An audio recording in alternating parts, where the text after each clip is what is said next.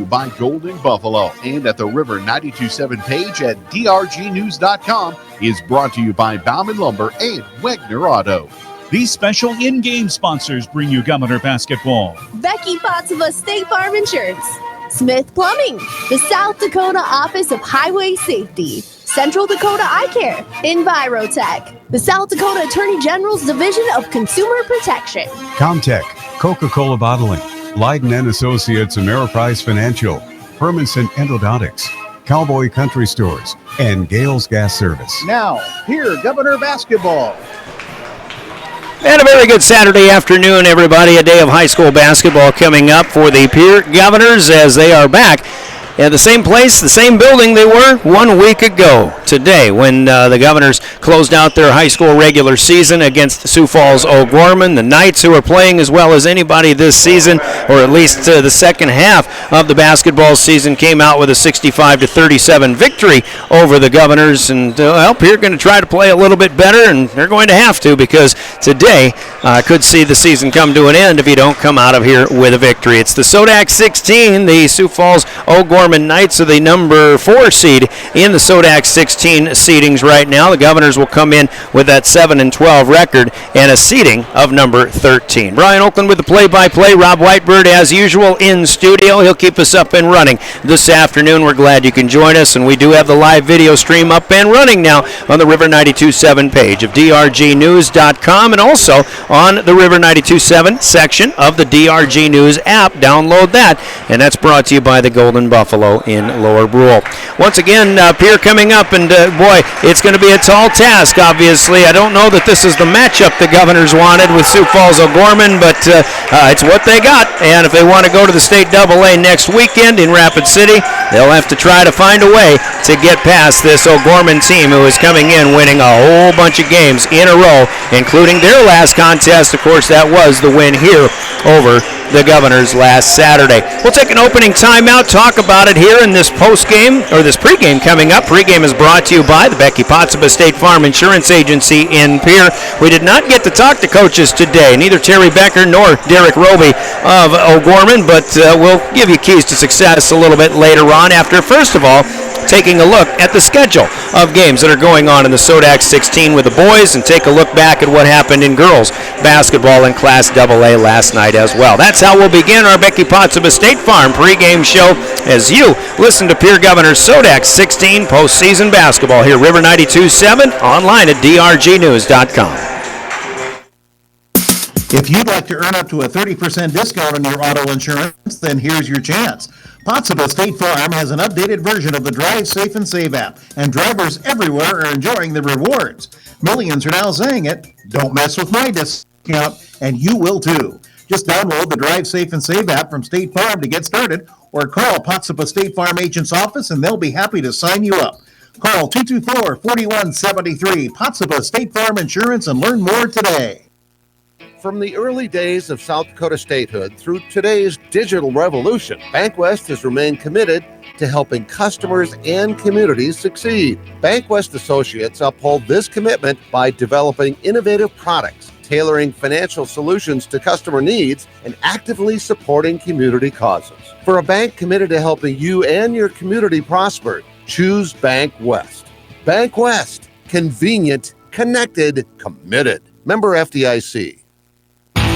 There's an app for everything, including high school sports from the stations of DRG Media Group.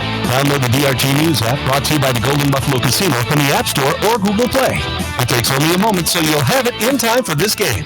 See live and archived video of all games. And when you select your favorite station during the live stream, the video will immediately pop up. See Central South Dakota high school sports on your phone or mobile device with the DRG News app, brought to you by the Golden Buffalo Casino. Download it now at the App Store or Google Play. Smith Plumbing, family owned and operated, provides complete plumbing services to the Pierre-Fort Pierre area. Whether you're in need of timely service, a remodel, or building a new home, Smith Plumbing will be there for you. When you call Smith Plumbing, you'll be treated the only way they know how, like family. Visit their website, smithplumbing.com, or call today, 224-4770. Superior craftsmanship and service. Smith Plumbing in Pierre, your friendly neighborhood plumbers.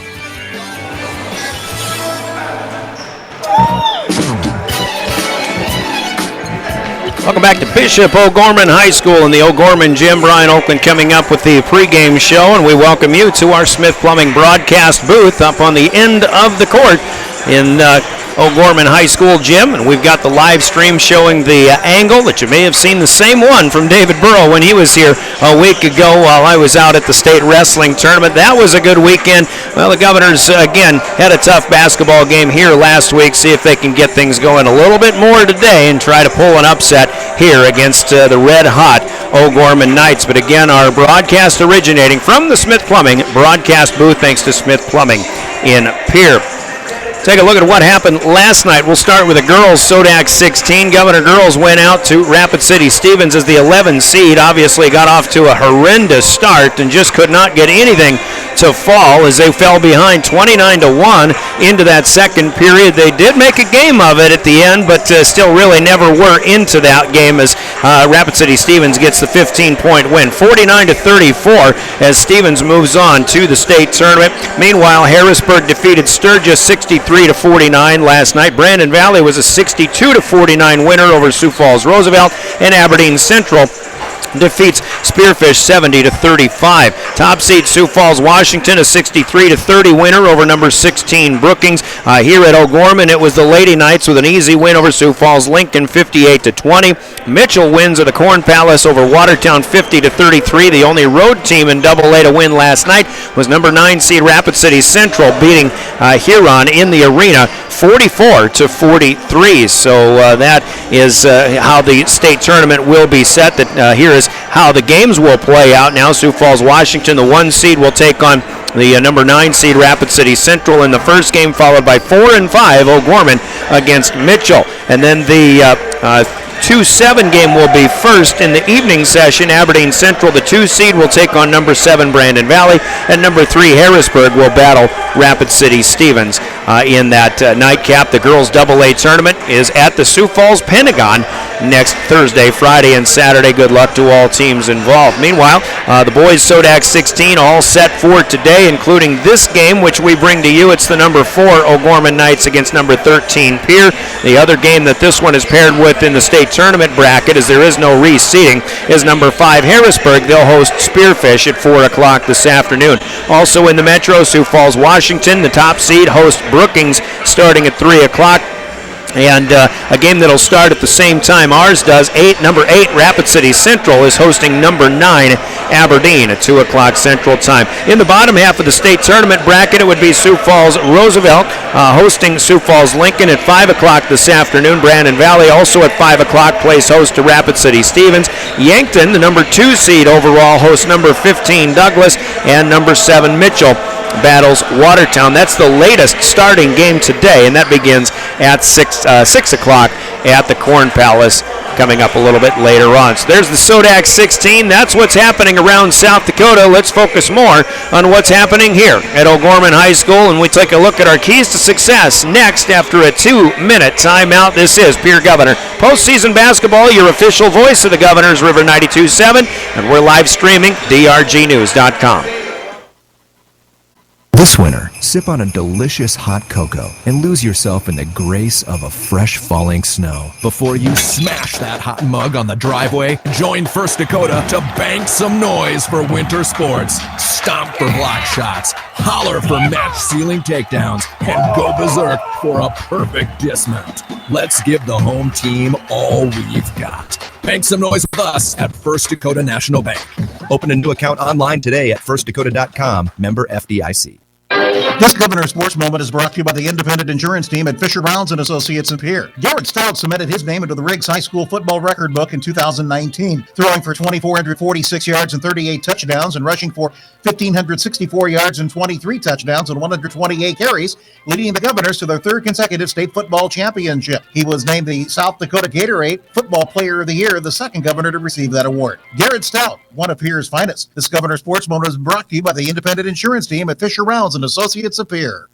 Smart grocery shopping takes a little bit of TLC. Lynn's Dakota Mart in Pierre is thrifty, local, and convenient. Lynn's Dakota Mart prides itself on their fresh produce, high-quality meats, and bakery goods. Grab some Caribou coffee while you shop, too. Lynn's Dakota Mart features a nice selection of beer, wines, and liquor. Stop at Dakota Mart Gas and save up to 20 cents per gallon every day. Take care of your prescription needs at Lynn's Dakota Mart Good Neighbor Pharmacy. Thrifty, local, convenient. Lynn's Dakota Mart in Pierre, your hometown neighborhood market.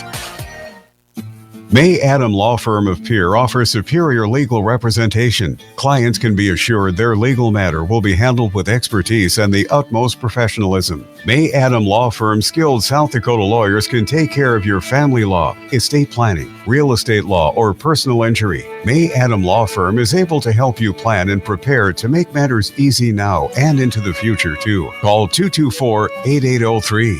May Adam Law Firm of Pierre, since 1881. Back at OG High. Welcome aboard here. Governor basketball coming up, trying to get to the state tournament for the first time in a few years. It'll be a tough task as they take on Sioux Falls O'Gorman. Second game in a row playing a Knights team that the Governors are going to have to try to find out a way to win almost at all costs. As Sioux Falls O'Gorman, again, is one of the hottest teams in the state. It's time for Keys to Success in our broadcast. Keys are brought to you by Central Dakota Eye Care in Pierre. And as we mentioned, we didn't really get an opportunity. We came in here and the Governors were already in the locker room. I still have not seen head coach Terry Becker on the bench or even in person here today, so no interviews with the head coaches, but we'll take a look and see how we interpret this game, beginning at how last week's game went. When David Burrow was here calling that contest, Sioux Falls O'Gorman came out with a 65-37 win, and that gave O'Gorman their 8th straight victory to finish 14-6 on the regular season. That had them at 8-6, but they finished. No, they were 6-6 in fact, but win their last 8. Just hard to believe anybody playing better than what this O'Gorman team is doing right now. But the Knights were doing it a lot in the inside game. They've got a big lineup: 6'4", 6'5", 6'6", 6'6", another 6'5", another 6'5". I mean, these guys are they're the real deal inside, and if you're going to stop the Knights, you've got to do it defensively inside. Now, the Governors have been playing for a while without their biggest gap filler in the lane, James Mikkonen. James is back here today. Whether he starts or not, I guess we'll find out. But the Governors do have at least a little bit more to plug the middle inside, other than just the small forward Houston Lundy and the taller but lankier Jackson Edmond, as Jackson has been playing well inside for a while, but he's needs a little more help in there. So maybe Mikkonen provides that. Let's hope that is an advantage to the Governors, or at least a helper to the Governors here tonight. But Pierre's going to have to cover the perimeter. I can see O'Gorman already in their pregame warm-ups, a pretty crisp passing team, and I'm sure they've got the chemistry going right now. That's why they've come out and won 8 games in a row. So Pierre definitely, in my opinion, and one thing I was kind of looking forward to asking Coach Becker today, this is a team that likes to balance things around. Obviously, you've got leading scorer Lincoln Keenholz. You've got Jackson Edmond trying to do some things inside as well, and he can step out, hit the mid-ranges, but Pierre obviously is going to have to play a perfect offensive game in addition to trying to shut down that inside threat of the O'Gorman Knights, and to do that, I think somebody's just absolutely going to have to get hot, and if that's Keenholz or if it's Bennett Dean hitting a couple of threes, he actually hit 4 of them in this gym a week ago, maybe Houston Lundy can get hot a little bit, but if somebody's got the hot hand, if you're the Governors, you better keep going back to whomever has the hot hand. Don't worry about spreading the offense and the basketball around. If it's Keenholz, keep getting him the ball until O'Gorman finds a way to stop him, and I think that's going to be key to success for the Governors here today. You've just got to keep matching this team offensively, and whether that's 2 for 2 or 3 for 3, the Governors have to give themselves obviously a chance to win this game as a heavy underdog when that fourth quarter rolls around. Those are big keys to success from our vantage point as we get set to watch this one here with Pierre and our keys to success from Central Dakota Eye Care. We'll hear from C to E, and we'll give you the Knights keys when we return with more of the Governor pregame. This is the SoDak 16 on River 92.7. The key to success starts with vision. Hi, this is Dr. Nick Marceau of Central Dakota Eye Care. Yearly comprehensive eye exams are key in detecting eye conditions before symptoms appear. Call us today at 224-6128 to schedule an appointment. New patients always welcome. The staff at Central Dakota Eye Care is proud of our area youth and support their high school activities. Best of luck in today's game. Central Dakota Eye Care, 640 East Sioux Avenue in Pierre. Better vision for a great life. Back to keys to success for the home team, the Sioux Falls O'Gorman Knights from Bishop O'Gorman High School. 8 straight wins, as we mentioned, but even more impressively, 2 of those wins have been over the top seed, Sioux Falls Washington. Washington's been the highest ranked team, or the top ranked team in Class AA for much of the season. They were undefeated for a while. In fact, they only have 2 losses on the season.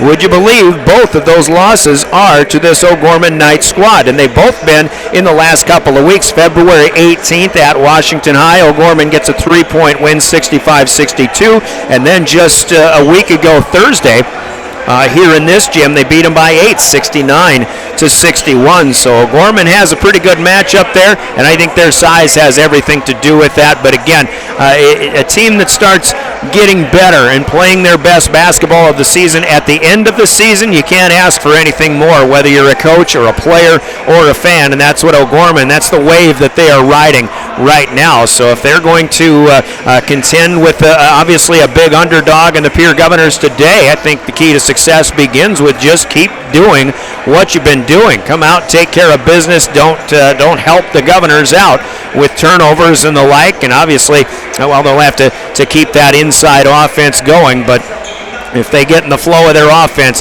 I think we pretty much know this will be a tough team to stop. That's why the tall task here for the Governors. But O'Gorman, once again, just keep riding that wave and come out here, take care of business. It might be a little bit different playing an early afternoon contest here at 2 o'clock on a Saturday, but yeah, we've been playing afternoon basketball on Saturdays all season long, so I don't think that's really going to matter for either of these teams. In a nutshell, your keys to success for the O'Gorman Knights here in their home gym with a chance to go to the state basketball tournament, and a guy in Derek Roby who has taken the Knights there many times, in fact 6 state titles here in the last 15 years or so for Sioux Falls O'Gorman. So they're not in uncharted territory by any stretch of the imagination. Those are your keys to success from Central Dakota Eye Care in Pierre. As we break for 2 minutes, your starting lineups coming up next. This is Governors postseason basketball from the SoDak 16 in Sioux Falls on River 92.7, drgnews.com. Make the world your playground while adding miles to your social distance in a new ride. If you can drive it or ride in it, American Bank & Trust can finance it or refinance it. Get as low as 2.99% annual percentage rate on any vehicle. New, used, car, truck, boat, even a motorhome for those extended trips. Stop in or call us today and let American Bank & Trust help you get out and play. Member FDIC. Wegner Auto Company, South Dakota's oldest auto dealer in Pierre, is your transportation headquarters in central South Dakota with a great selection of new Buick, GMC, Chrysler, Dodge, Ram, and Jeep vehicles, and a large selection of quality pre-owned cars, trucks, and SUVs. View their entire inventory at WegnerAuto.com. Experience the Wegner Auto difference for yourself by letting them help you into your next set of wheels. Wegner Auto Company in Pierre. Having a reliable, well-maintained, well-running vehicle saves you money. You have to take care of it. So let the experts at AJ's Auto Repair in Pierre do just that. You want to make sure that your vehicle is running at peak performance year-round, so bring it to AJ's, where they offer complete auto tune-ups and brake work, as well as general auto repair, plus they do all types of diagnostics. Make sure your vehicle is running its best. Take it to AJ's Auto Repair, Highway 14 at 1804 in Pierre. Call 224-6678. It's celebration time at your winning destination, the Golden Buffalo Casino in Lower Brule. On Saturday, March 6th, we celebrate 29 years of being your winning destination with super speed drawing starting at 7 p.m. until 11 p.m. with prizes ranging from $250 up to $500. $2,900 in total cash will be given away. Come and enjoy a 10-ounce prime rib in the restaurant. Celebrate our 29th anniversary with us at your winning destination, the Golden Buffalo Casino in Lower Brule, where we can't wait to celebrate our 29 years of business with you this Saturday night. Back at O'Gorman High as we take a look at starting lineups in our Becky Pottsville State Farm pregame show. The starters come from Envirotech in Pierre, and here's how it goes with the O'Gorman Knights in their backcourt, beginning with a 5'11" senior and Ben Renshaw. Cade Moffitt is a second guard, as well as 6'3" senior, and the third guard, Reese Arbogast, a 5'10" senior. But bigs up front, starting with the starters, who include David Alpers, a 6'6" junior, and Eddie Myler, a 6'6" senior. Myler had the big game in leading the Knights to an easy win over the Governors 7 days ago. Starters are Moffitt, Renshaw, Arbogast in the backcourt, Alpers and Myler in the front court. They've got two more 6'5s, in fact 3 6'5s they can use off the bench, and another 6'3 among others for the O'Gorman Knights. 14-6 on the season and riding an 8-game winning streak. They're the 4 seed in the SoDak 16 seedings. Derek Roby, the head coach for Sioux Falls. O'Gorman, the starting lineups from Envirotech. Let's hear from them and your Governor starters next. This is Governor postseason basketball. Envirotech makes life a little bit simpler. No matter what the circumstances, no matter what is handed to you, Envirotech has you covered. One call is all it takes to have easy setup, easy pickup, and easy payment. Call Envirotech at 224-4804 or use our website to pay your bill online at envirotechwaste.com. Use their mobile app, Waste Connect.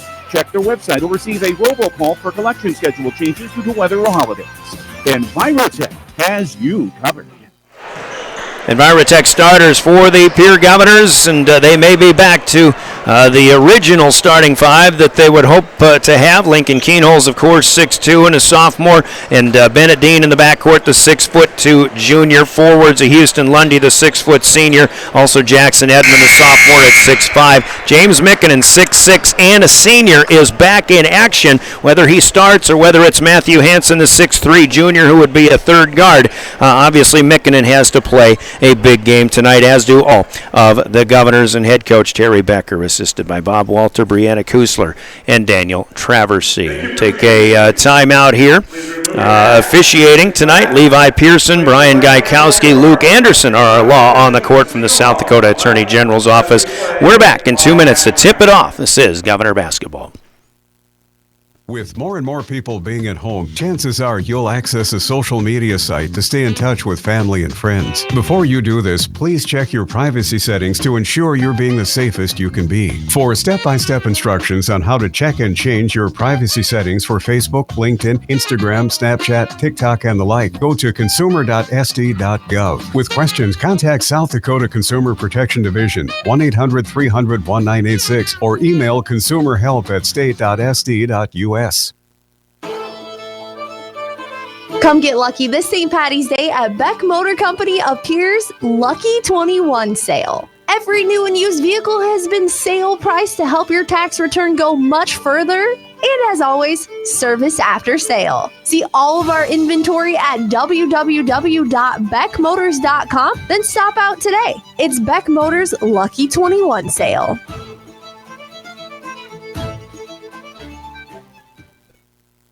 Have you looked at your retirement accounts lately and wondered, what are my expenses? Why do I have these holdings? At Reiki Gray Wealth Management, our team of advisors will provide an in-depth look at your portfolio and open the doors to these questions. There's no better time than now to review your financial future. Call me, Scott Nyler, or visit ReikiGray.com, and let's get on track today. Securities offered through LPL Financial and affiliate SIPC. The investment advice offered through GWL Advisors, a registered investment advisor. GWL and Reiki Gray Wealth Management are separate entities for LPL Financial.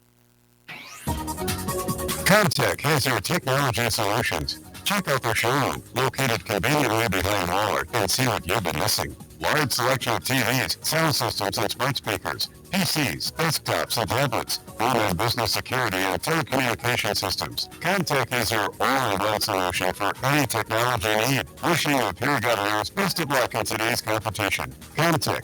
Come see what you've been missing.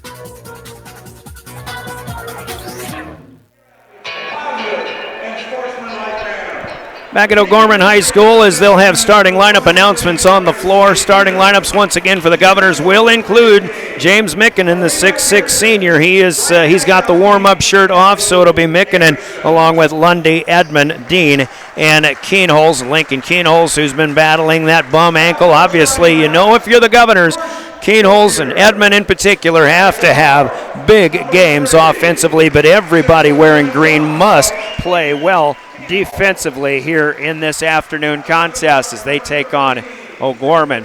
And again, O'Gorman 14-6 on the year, but winning 8 straight. The Governors are 7-12. Their last win was just last week at Brookings on a Tuesday night, but the Governors have had their ups and downs, no doubt about it. But really nice to see when this team is playing well that we feel they are capable of playing with anybody, but they're going to have to come out and prove it here today if they want to go to the state AA tournament. That is what's on the line today. Once again, our game officials are law on the court. Thanks to them for doing what they're doing in officiating high school sports, often a thankless job, so we do thank them when most people may not. Levi Pearson, Brian Gaikowski, Luke Anderson are our guys in stripes, are law on the court today from the South Dakota Attorney General's office. Tip-off coming up. It's brought to you by Comtech, but we welcome you to our coverage of postseason basketball with the Pierre Governors. Your official voice of Governor Sports is River 92.7 KGFX FM Pierre, a member of DRG Media Group. We're live streaming on the River 92.7 page of DRGnews.com and on the DRG News app as well. Downloadable and brought to you by the Golden Buffalo. Live streams brought to you on DRGnews.com as well by Bauman Lumber and Wegner Auto in Fort Pierre and Pierre, respectively. We're driven by the Office of Highway Safety, who says don't drink and drive, stay alive. And they also tell us all the time on our way to and from anywhere, anytime, buckle up every trip, every time. Reminder from the South Dakota Office of Highway Safety. We are ready to go as Jackson Edmond will jump center in the Comtech opening tip. He'll do battle with David Alpers, the 6'6 senior for O'Gorman. O'Gorman is in home white with a royal blue numbers and trim, also gold trim. They'll move from near court to far in this first half. The Governors in road green with the white numbers and trim, far court to near, or if left to right works better, that's how you can visualize this one as well. The Comtech opening tip controlled by Alpers and the Knights as they'll set it up heading in the opposite direction. Rob Whitebird in studio, Brian Oakland with the play-by-play as Houston Lundy gets a hand on a loose basketball and we'll have a jump ball called right away, but the Governors, but O'Gorman will start with a first possession turnover. So the Governors have it for the first time. Here comes Keenholz, driving left side, has to leave it with Edmond, now dumps it right back, but through the hands of Keenholz, and out of bounds it'll go as a pickup for Ben Renshaw, but James Mickinen undercut him and apparently tipped the ball out of bounds. So the Governors will turn it over for their first possession as well. But you can see a little bit of fire in the bellies of the Pierre Governors and Edmond and Keenholz in particular. Now Bennett Dean defending in the backcourt, wanting to do some good things. Good trapping defense, but the Governors will allow O'Gorman to get into their half-court offense. Now an Edmond knockaway out of bounds on the sideline to our left, and O'Gorman will inbound from there. No score yet, 7:16 to go. And despite no scoring in this game so far, you can see and feel the energy in the Governors in green so far. Renshaw is on the drive. Extra pass as Arbogast gets it down low to Myler. Now he'll kick out, and Mickinen stands his ground, but the shot up and in for Cade Moffitt. Moffitt takes the bump and does a nice job in controlling that. That was a good defensive effort by Mickinen. Here's Keenholz. He wants 3 on his first shot of this game. Up, no good, and the rebound down to the Knights. Keenholz online was just a little bit short. Now the dribble picked up by Arbogast. Now Moffitt wants 3 on top of the 2 he's already got. Rebound tipped, and Edmond going after it. He knocks it off of the body and off of the leg of David Alpers. And it'll be Governor basketball over at that Governor bench. So O'Gorman leading 2-0 so far. 6.5 minutes to go, quarter number 1. But again, loving what we're seeing so far from the energy of the Governors. And as long as they can keep that up, as Keenholz drives and an offensive foul will be called. Leans in as Reese Arbogast takes the charge, and that's a pretty good call. Keenholz didn't pull up. He kept his momentum going. He'll be called for his first personal foul. And I didn't even notice. I think that layup went down, but doesn't matter what happened. It would have been inconsequential anyway with that offensive foul. So the Governors with their second turnover here. Across the timeline go the Knights. Arbogast puts it in motion. Now on the drive coming Moffitt. He'll kick it out. Arbogast, the left-hander, 4-3, too strong. Moffitt, backside rebound, goes back up. He's fouled. Basket counts. And he will go to the free throw line to shoot the and one opportunity here.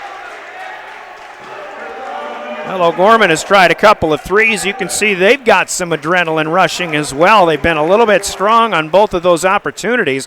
Jackson Edmond called for his first personal foul. And with 6:03 to play, Moffitt will finish the three-point play. He's got all 5 in this game as OG leads 5-0. 2 minutes in. Keenholz across the timeline, far court to near. Over to Edmond right down below us. We've got a close-up view on that on the live stream if you're seeing it at drgnews.com. Now Keenholz thinks about 3, pulls it down, finds Mickinen to his left. Here's Lundy up top. Now back to Keenholz again. Seems like the Govs really are trying to key in and get Keenholz involved. Here's Edmond backing in. Might have traveled, but I think he just got fouled. And he'll go to the free throw line, and the Governors will have a chance to get on the board for the first time here. So if it's not Keenholz, if you're Pierre, I think you really got to try to stick with Edmond on that inside game as he does a good job backing in, and he'll draw the foul on David Alpers, who puts Jackson to the free throw line. The first of 2 is too strong. No good. Second attempt coming. 5.5 minutes to go here in quarter number 1. Jackson playing on the floor and in the school that his old man went to. Father Jim, an OG grad from, well, several years ago. 5-1, the Governors after Edmond got the second free throw. Here's a fake of a 3 and a dribble and a shot up, no good. Rebounded, tipped, and controlled by the Knights off of the miss by Ben Renshaw. Renshaw has it back. Now on the move is Moffitt. He'll stop and now fall back on the fadeaway shot. No good. And Keenholz out of there with the Governors' first rebound. Lincoln up ahead, driving, finds Edmond underneath. Nowhere to go. But back to Keenholz. Now he finds Dean on the near side. Bennett pulls up. High arcing 16-footer though. Rims in and out. No good. And down to the Knights it'll go, but we've got a sideline step. And an out-of-bounds infraction here for the Knights as Ben Renshaw just got a little too wide heading up the floor into the front court. O'Gorman will make their first 2 substitutions as Arbogast and Renshaw are out. Joe Lynch, a 6'4 senior, on for the first time. Joining him is Michael Shea. He's a 5'10 senior. And number 5, Matt Eng, a 6'1 sophomore, checking in for the first time. Governors have Denton Beck in for James Mickinen. Matthew Hansen is checked in for Houston Lundy as well. Hansen has it in front of the Knights bench. 5-1 our score. 4:35 counting down. We're in the first quarter. Tip pass here by Eng. It's out of bounds. It'll stay with the Governors. A lot of energy here. We've got the student body for O'Gorman right down in front of us to our left a little bit. So you might hear a little bit of noise from them as they expect their Knights to have a pretty good day here today. Governors are holding their own.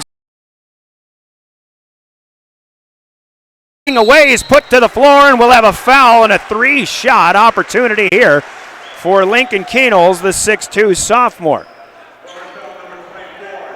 Fades away from distance. He did come up short off the front of the rim, but still has had a couple of good looks, has Lincoln, and he's online. If he just gets the distance dialed in, see if Lincoln can get hot in this game, but he misses the first of 3 free throws off the front of the rim as well. The foul on Michael Shea. Second attempt, good for Lincoln. He's on the board. Governors with 2 on the board, an Edmond free throw and now a Keenholz free throw. And 1 to go in this 3-shot opportunity. Keenholz is good. 2 out of 3, and the Governors back within a couple. 5-3. trapping defense out of the inbound. O'Gorman will get past it. Now the Governors have to get back quickly, and Denton Beck steps in front of a pass and knocks it away. Steal for Beck and a good defensive effort, as Eddie Myler will knock a backcourt pass out of bounds as well. Governors brought the cheerleading squad here too. You can tell this game means something to Governor Green when they bring the cheerleaders on the road here. 5-3, we're halfway through quarter number 1. Matthew Hansen with it. Has it to Dean, looking down to the corner to Edmond, but that's closed off, and Dean will head back to reset. Now Edmond on the wing. Jackson, spin move on the baseline, back to Hansen. He'll step up to the half circle, nothing doing. 5 on the shot clock. Pierre's got to hurry. Edmond driving, he fades away and is called for a travel. Defensively, it was Joe Lynch doing a nice job, and Edmond stumbles. Might have had a little bit of help with contact, but again, the Governors had to hurry, and the defense of the Knights here with some long arms causing some problems. Governors really never did get into the flow of that offensive set. I don't think Keenholz touched the basketball once in a 35-second possession. Now the Knights have it back. Third turnover for Pierre. 3.5 minutes to play. We're in the first. Still only 5-3. Cade Moffitt is back in. Reese Arbogast as well. Most of the starting 5 replenished. But here's Michael. Well, he gets his long rebound back. Now for 2, it's up no good. And Denton Beck with the rebound. Matt is his name. Governors again. Chance to pull back even here at the 3-minute mark of quarter number 1. Keenholz will lob it in off of the block. Left side, it's Edmond. Backing in, tip pass, but Keenholz has it in the corner. And now he'll fake and fire. Shot up, no good. And the rebound is tipped by Arbogast, pulled down by Eng.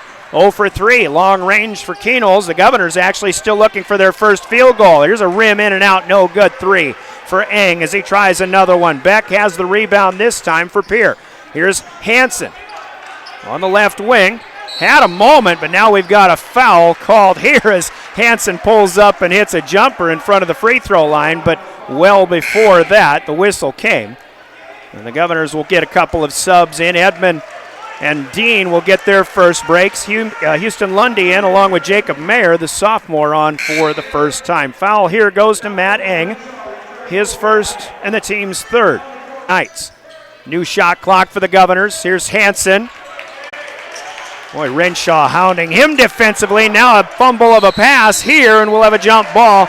Mayer had that pass thrown by Hansen at his feet, and he short-hopped it, and by the time he picks it up, right there with him is Reese Arbogast, and a jump ball is called, and the Governors will lose it on the possession arrow this time. 5-3 Knights. I think if this one stays a low-scoring game, the Governors would be just fine with that, but here's a baseline drive. And the first shot attempt of the afternoon, it's up and in for Eddie Myler, 6'6" senior, who had the huge game for the Governors, or for the Knights in the win over the Govs a week ago today. 7-3. Jump step, penetration, Hansen inside, and they say Denton Beck is the last to touch. Pierre will lose it out of bounds. I think it's very, very important for the Governors as Beck is out, micking it in. Pierre's got to be very careful with the basketball. You just have to maintain every possession that you possibly can. These guys don't need help. And if you try to force the issue a little bit, maybe you're playing right into the hands of O'Gorman. Dangerous pass, but Arbogast gets it. Now Renshaw has to save it, but he throws it to Terry Becker on the Governor bench and out of bounds. Reese Arbogast lost a handle thanks to a good defensive effort by one of the Governors, and Renshaw had to save it from going into the backcourt. Tried to get it back to Arbogast, but throws it over the top of him and out of bounds. 4th turnover for the Knights. Governors with Keenholz pulling up, and he'll airball this one. Hand in his face, but he misses it. Arbogast comes out of there with it. Up ahead, Cade Moffitt as he gets around a Governor defender and puts it up and in on the left side. O'Gorman with a transition basket as Keenholz may have forced a shot. Here's Hansen. Renshaw knocks it away, but he picks it up in the O'Gorman shield at center court. Here's Jacob Mayer. Now Lundy's open for three. Houston on line, but off the front of the rim, and it'll dance across. No good. Renshaw with the rebound. Here come the Knights again. Renshaw out to the left corner, but pulls it down, and the Knights will set up in the half-court offense. 40 seconds to go. We're in the final minute of quarter number 1. Sioux Falls leading 9-3, scoring the last 4 on the board. Pierce still without a field goal. As Hansen comes and gets a steal. Breakaway layup, and he wanted to slam it down. Kid, you got to make the layup first. He'll miss it, and a long rebound out with 20 seconds to play in the first quarter. Well, 2 points scores 2 points, whether you throw it down or you lay it up and in off the square, and the Governors need every basket they can get here today. Meanwhile, Arbogast hits a 3 on the other end. And we have a blocking foul here in the backcourt. That'll go on Renshaw with 1.5 seconds to play in our first quarter. O'Gorman's 4th team foul, Renshaw's first. See if Pierre can get a shot down in the last second and a half, throwing it from just across half court on the far end of the floor. Coming the near side, Lundy pushes one across, and boy, that clock started awful early. My goodness. At any rate, Governors with no field goals, trailing by 9 at the end of 1 quarter of play. That on the Gales Gas scoreboard. It's 12-3 Knights here in the SoDak 16 Governor postseason basketball, brought to you in part by your Pierre Sports marketing partners, who include Kathy Sonnenschein Properties, Brittany Scheffelbein Agency, also Beck Motors, Bank West Incorporated, Avera Orthopedics, Anderson Dental, American Bank and Trust, and All Around Graphics. Also Midco, Overhead Door, Maher Law Office, Kelly's Retirement Home, James River Broadcasting, DRG Media Group, and Guadalajara Mexican Restaurant and Iceberg Funeral Home of Pierre, your Pierre Sports marketing partners. Thanks for all you do. Our second quarter coming up after a 30-second break. This is the SoDak 16 on River 92.7 and drgnews.com. Looking for future leaders we can believe in? Look no further than the high school student athletes right here in South Dakota. High school sports teach young people how to be effective leaders. It includes learning to listen, accepting responsibility, being a good role model, and it's about respect. The result, it transcends sports. It gives us hope for the future. This message presented by the South Dakota High School Activities Association and the South Dakota Interscholastic Athletic Administrators Association.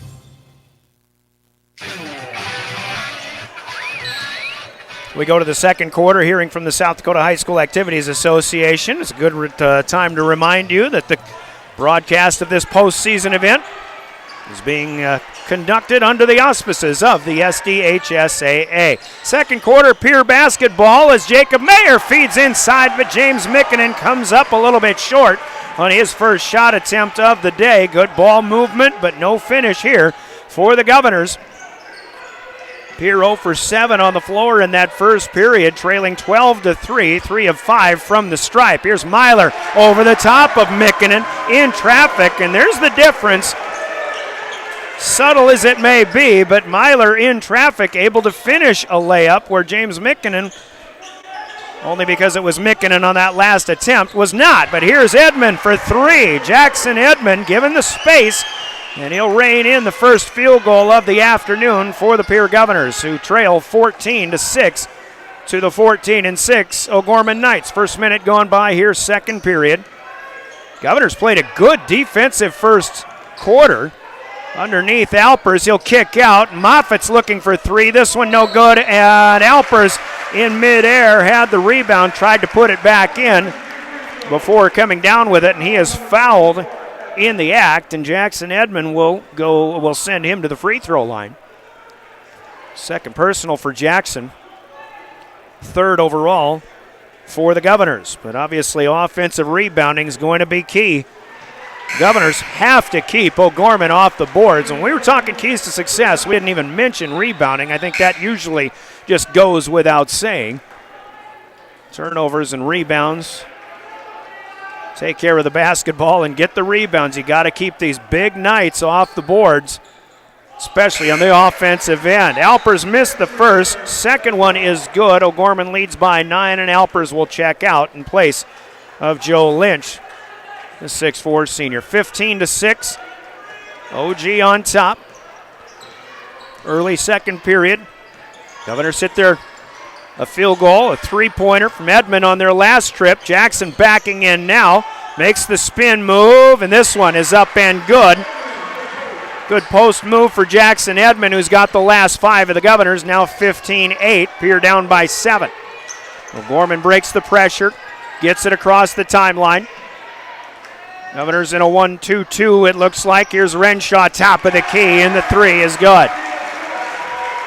The assist to Matt Eng, and Ben Renshaw hits from long distance, the first double-digit lead for the home team. Here's Keenholz to the elbow.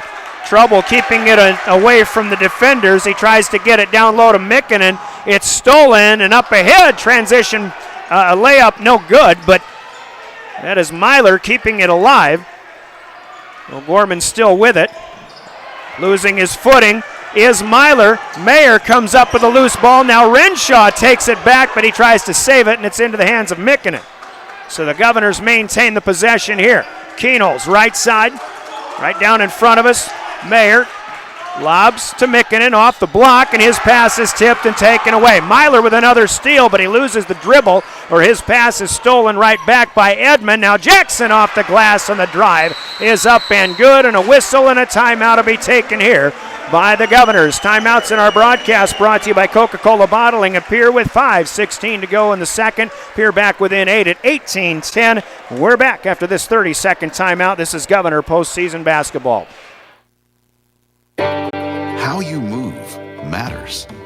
Avera Orthopedics helps you move freely and live life to the fullest with innovative treatment options customized to your bone, muscle, and joint needs.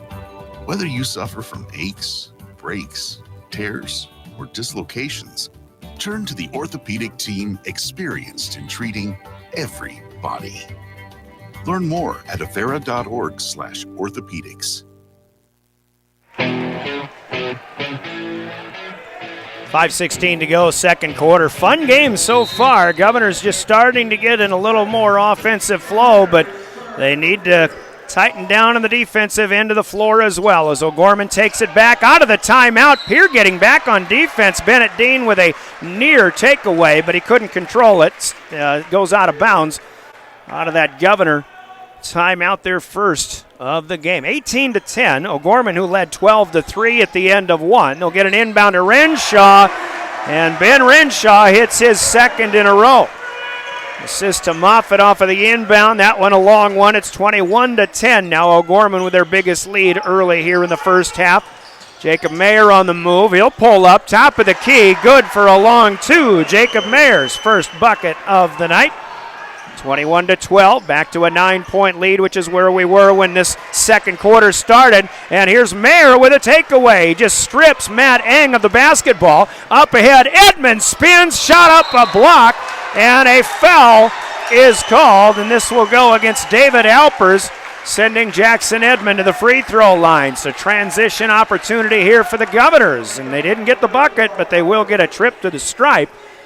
Jackson Edmond with a nice spin move. Alpers blocked the shot off the backboard and then came down on the body, apparently, of Edmond as David Alpers called for his second personal foul. 15 foul for the Knights. First free throw, Edmond is good. He's 2 out of 3. Jackson having a real nice second quarter. He's got 9 points of the 13 now on the board for the Governors. Lincoln Keenholz with a couple of free throws, and Jacob Mayer with the 2-pointer on the last trip down the floor for the Govs. Second one for Jackson, also good. He's got 10 now. It's 21-14. Well, we talked about in keys to success. If you're Pierre, stay with these guys as much as you can offensively. Try to give yourselves a chance as the game goes on. Here's a shot up for Eng that'll rim in and out. No good. Mayer gets in for the rebound. We've got a foul called on O'Gorman. So far as that key to success goes for Pierre, not so bad. Joe Lynch with his first personal. Pierre could use another bucket here. Mayer across the timeline. Eng going after a loose ball. Mayer keeps it alive, keeping his poise. Here's Mayer again, fakes the three, leaves it for Keenholz, three ball, good! Lincoln Keenholz with his first bucket. On the floor, he's got 5. Pierre is within 4 now with 3:45 to go in the second quarter. 21-17. And Cade Moffitt answers with a 3 of his own. That one from the left wing. Calm, cool, collected. Cade Moffitt, no problem. 24-17. As Mayer across the timeline looking for Keenholz. It's knocked right back to Jacob. Now he finds Keenholz. And then he finds Hansen over in front of the Knights bench. Brings it back up top. Fakes right, dribbles left, back to the right. Driving, contact. Hansen with a strong move, but he misses it. Leaning a little too much, and the rebound down to Eddie Myler. Here comes Moffitt the other way. Lynch to Moffitt, gets around Denton Beck and met by helping defense, but a contact foul here in the act of shooting will send the big fella Eddie Myler to the free throw line. This one will be on Beck trying to get back defensively. So Myler to the stripe. Got 4 points so far with 3 minutes even to play here in our second period. 24-17. First free throw is good. Both teams going on 2-for-2 swaps as Lynch and Eng out for the Knights. James Mikkinen back in for Pierre. And I believe it's Bennett Dean who has joined him. Second free throw for Myler is up and good. 2 for 2. He's got 6, and the lead is back to 9. 5 in a row for O'Gorman after that Keenholz 3 had cut the Pierre deficit down to 4. Edmond looking for another 3. He had one earlier, but not this time. Rebound is down to the Knights as Reese Arbogast takes it the other way. O'Gorman will spread it out a little bit. Renshaw gets around Keenholz. He got a hand in, knocked it away, but the loose basketball picked up by the Knights. 20 on the shot clock. Entry pass off the foot of James Mikkinen, so says the officials. Myler put the ball on the floor. James Mikkinen says, oh no. And the officials, one of them thought it was off the foot of Mikkinen. The other one coming from behind didn't have a clear look at it. So O'Gorman maybe with a break. Myler might have dribbled that off of his own foot though. Moffitt checking out for the Knights, and Matt Eng is quickly right back in, the sophomore shooter. And O'Gorman sends in John Costello, a 6'5 junior, on for the first time. Here's another 3, this time for Reese Arbogast, who has his second of the afternoon. Suddenly biggest lead of the game with 8 unanswered for the Knights and a couple of 3s. Edmond coming up strong. It gets absolutely hammered by Eddie Myler. I don't think Myler cared about getting the foul. He just wanted to deny and probably tell Jackson Edmond, you might want to think twice about coming in here again. But Edmond, I don't think, is going to be phased. He'll go to the free throw line. Myler's first personal. Jackson steps up and hits a free throw, and he's got another one coming. 12, make it an 11-point game. 29-18. Moffitt back in, and Ben Renshaw out. Derek Roby shuffling his guards in. Almost at every play stoppage. Edmond too strong this time. Mikkinen has an offensive rebound though. Now Edmond has it back. Spot up 3. Dances across. This time it's no good. And the rebound is down to Arbogast in among the trees. Here with their first offensive rebound, getting vastly out-rebounded in this game. Loose ball is out of bounds on the far end of the floor. O'Gorman stays with it. 1:54 to go, second quarter, 29-18. O'Gorman leading by 11. Arbogast caught a floating pass. Now Moffitt swings it down to the corner. Eng on the floor. One of the Governors got a hand on it. Here's Arbogast for 3 again. Oh, clear foul over the top, but we play on. Myler gets it back. Eddie Myler went over the top of James Mikkinen. He put his hand on Mikkinen's shoulder to keep him down, and Terry Becker, I think, saw the same thing I did. But an offensive rebound, an assist, and a putback for Myler. And Terry Becker just got a bench warning. I don't blame him. 31-18 though. Minute 34 to go. This is an O'Gorman timeout. Let's take 30 seconds. Timeouts brought to you by Coca-Cola Bottling and Pierre. We're back in 30 seconds for more Governor postseason basketball. Looking for future leaders we can believe in? Look no further than the high school student athletes right here in South Dakota. High school sports teach young people how to be effective leaders. It includes learning to listen, accepting responsibility, being a good role model, and it's about respect. The result, it transcends sports. It gives us hope for the future. This message presented by the South Dakota High School Activities Association and the South Dakota Interscholastic Athletic Administrators Association. Minute and a half to go, first half, 31-18. Governors trailing by 13 here as Lincoln Keno's setting up the offense. Governors work it from Dean inside to Mikkinen. Now a dangerous pass to the corner. Edmond has to save it, but it's taken away by Caden Moffitt. Up ahead, pass across, nice one. And Eddie Myler will put it up and in. Caden Moffitt makes the nice play there. Governors down by 15 now. Pierce still has to play patiently. Here's Keno's, though, as Myler comes in and will get him on the wrist. Shot no good, but Keno's to the line to shoot a pair. I want to go back to that play where it certainly looked like James Mikkinen got held down to the ground. It's to correlate or to put an analogy to it. If you try to block a kick in football and you use leverage and try to lean on somebody else to help your own self get up a little bit higher, that's a 15-yard penalty, and that's kind of what happened to James Mikkinen on that last trip. But we put that issue to bed. It's long gone now, and the Governors come back. They get 2 free throws. 2 for 2 for Lincoln Keno's with 61 seconds to play. Lincoln's got 4 free throws and a three-pointer now. 7 points in the game. It's 33-20. Governors challenging the inbound and knock it away here on the near side. Myler, by the way, put Keno's to the free throw line with his second personal foul. Nobody has more than 2 in this game. Joe Lynch will help get it across the timeline, but leaves it with Moffitt to do the rest of that dirty work. Now Arbogast in front of the Governor bench. Bennett Dean defending. Long bounce pass across the top of the key. Matt Eng back to Moffitt. Runs into Keno's. Bounces off. Drives again. Spin move, shot up, no good. Matt Hansen is up for the rebound. The Governors get a defensive stop. 30 seconds to go here, first half. 13-point night advantage here. Edmond on the right wing down in front of us. Surveying, finds Dean back up top. Dean backs it out. Shot clock is off. The game clock is down to 12. Closing out the first half. Dean's got to put it in motion. Against Arbogast, finds Keno's falling away. Bingo! But this is a 2. His foot was on the arc. And a good finish there for the Governors to pull back within 10 here on the Gales Gas scoreboard. As we close out our second period, O'Gorman leads 33-23. The scoreboard from Gales Gas Service in Pierre. And we'll take a 2-minute timeout.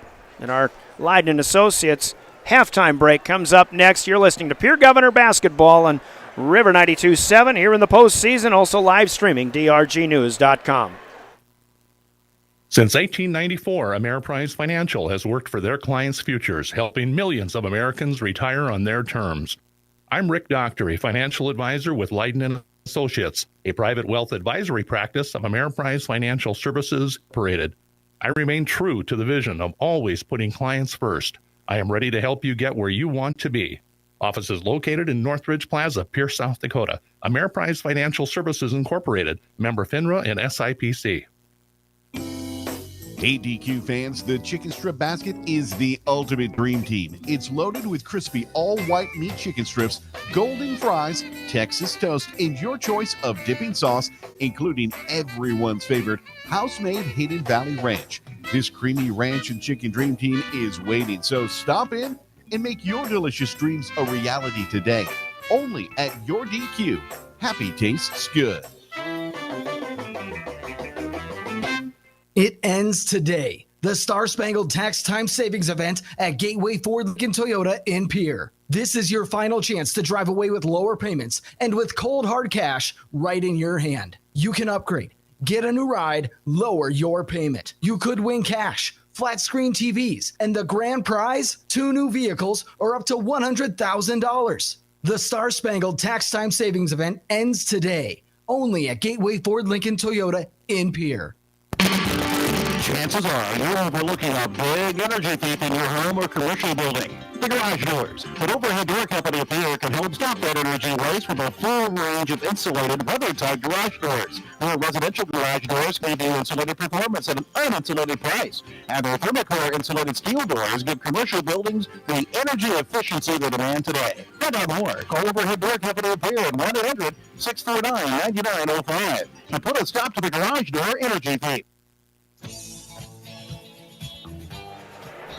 Welcome back to halftime here at O'Gorman High School. The O'Gorman Knights lead. I believe I said 33-23, but that's what the scoreboard said at the time. I also believe that they gave Lincoln Kenols a 3 at the end of that quarter, but it was just a 2, and I think the score should be 33-22. They're trying to get the scoreboard set right, but they're getting an extra 100 points on that Governor's side, which is fine by us, but welcome to our halftime break. Halftime sponsored by Leiden & Associates, Ameriprise Financial in the Northridge Plaza in Pierre. Brian Oakland with the play-by-play. Really fun first half. The Governors have played spirited basketball here against a much bigger favored basketball squad in O'Gorman. You really got to hand it to what the Governors are doing, but O'Gorman hitting 4 of 4 threes in that second quarter. Pierre still outscores them in the second period, 20-19, after going without a field goal in the first quarter. Pierre trailed 12-3. Defense was still doing a good job, but the Governors put a 20 spot up in that. We'll have to make it a 19 because I wrote 20 down after it said 23, but a 19-19 second period. Pierre did hit a couple of threes themselves, but the Governors are getting to the free throw line. They're making plays. They're just not getting the rebounds. They're going to have to get more rebounds, but play with that same fire and energy that they've had so far here in the first half. Hopefully, Jackson Edmond can stay hot. Hopefully, Lincoln Kenols can get a little hotter than what he finished in this first half as well. As we take a look at the stats, but it is O'Gorman so far leading by 11. Now 12 of 22 overall in that first half, 5 of 10 from outside the three-point line, and they're hitting 4 of 5 from Charitytown as well. And Eddie Myler, 6'6 senior, has 10 points.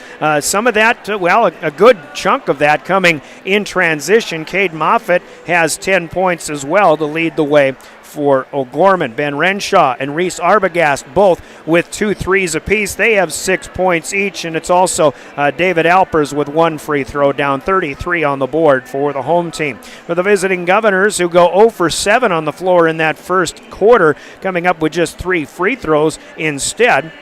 They'll go 6 of 10 on the floor in the second period, 6 of 17 overall, and from long range, Pierre hitting 2 of 4 in that second period, so they have hit 2 of 8 from downtown. 8 of 11, though, pretty good job as all free throws have been attempted by Edmond and Kenols, and 8 of 11 so far, but only 3 players in the scoring column. Jackson Edmond leads with 11 points. Lincoln Kenols has 9. Each one of them have hit 1 three-pointer in this game. Jacob Mayer had a pull-up jumper from 18 feet, and he has 2 points as well. The Governors trailing 33-22. Rebounding is where it's at, though, for the Knights. They're out rebounding the Governors 16-6 in this game, 6-1 overall on the offensive end. Turnovers pretty even. The Govs do have 8 giveaways, but O'Gorman with 7. O'Gorman has 6 assists compared to just 2 for Pierre in this game. And I don't really care as from a Governor's standpoint. We talked about keys to success. Pierre, I think, definitely has to ride the hot hand, and if that's Edmond and or Kenols, hopefully it would be both of them, but that, I think, is what the Governors just really have to do, is keep getting the ball into the hands of those 2 guys and let them do what they're able to do offensively if they want to stay with O'Gorman. Stay with that team as long as you can. Big key to success. Try to give yourselves a chance when the fourth quarter comes around. If the Governors come out and keep coming at them in this third quarter, we'll see what kind of adjustments O'Gorman makes. I'm sure they've got some things that they'll be pointing out, Derek Roby and company in that locker room. But if the Governors can keep coming with that offense, get more defensive stops, hopefully O'Gorman doesn't stay hot from outside the arc. And, we'll see if the Governors can defend inside as well. It's all easier said than done, but we'll find out. Second half coming up in 2 minutes. You're listening to Pierre Governor Postseason Basketball, your official voice to the Govs, River 92.7 and drgnews.com. Hey, it's the Old Top Gator here with Gators Pizza Pasta Subs in the Northridge Plaza with a sweet item for you. Come on out and try our new Sweet Frost M&M Cookie Dessert Pizza. It's made on Gators classic hand-rolled pizza crust, sweet butter, rolled oats, M&M cookies, sugar sprinkles, and then Sweet Frost to top it off. The new pizza is available in 7 to 14-inch sizes. And remember, at Gators, every Tuesday night is Peer Area Referral Benefit Night, and Wednesdays is Family Night. Don't forget to have your repeater eater card punched every time you come in. Gators Pizza Pasta Subs in the Northridge Plaza. Gotta go to Gators Pizza Pasta Subs. Hi, this is Jackie Sire from Kathy's Sunshine Properties. I understand that buying and selling property is a big deal. Interest rates are low, and this is a great time to buy. Feel free to contact me or our office for any of your real estate needs.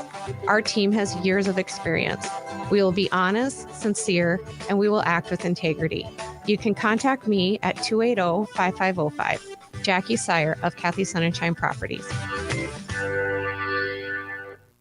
Hey, it's Julia from Milwaukee Federal Credit Union, letting you know that our recreational special is back again with terms up to 10 years, no payments for 90 days, and rates as low as 2.4% APR. Apply online or stop in at 221 East Pleasant Drive in Pierre and let Jameson or I get you started. People helping people. Milwaukee Federal Credit Union. Hi, this is Dr. John Rounds of Peer Physical Therapy and Rehab. I want to thank the community for a successful opening of our private practice physical therapy clinic in 2020. We want to help you reach your goals in 2021. Back pain, knee pain, shoulder pain? No problem.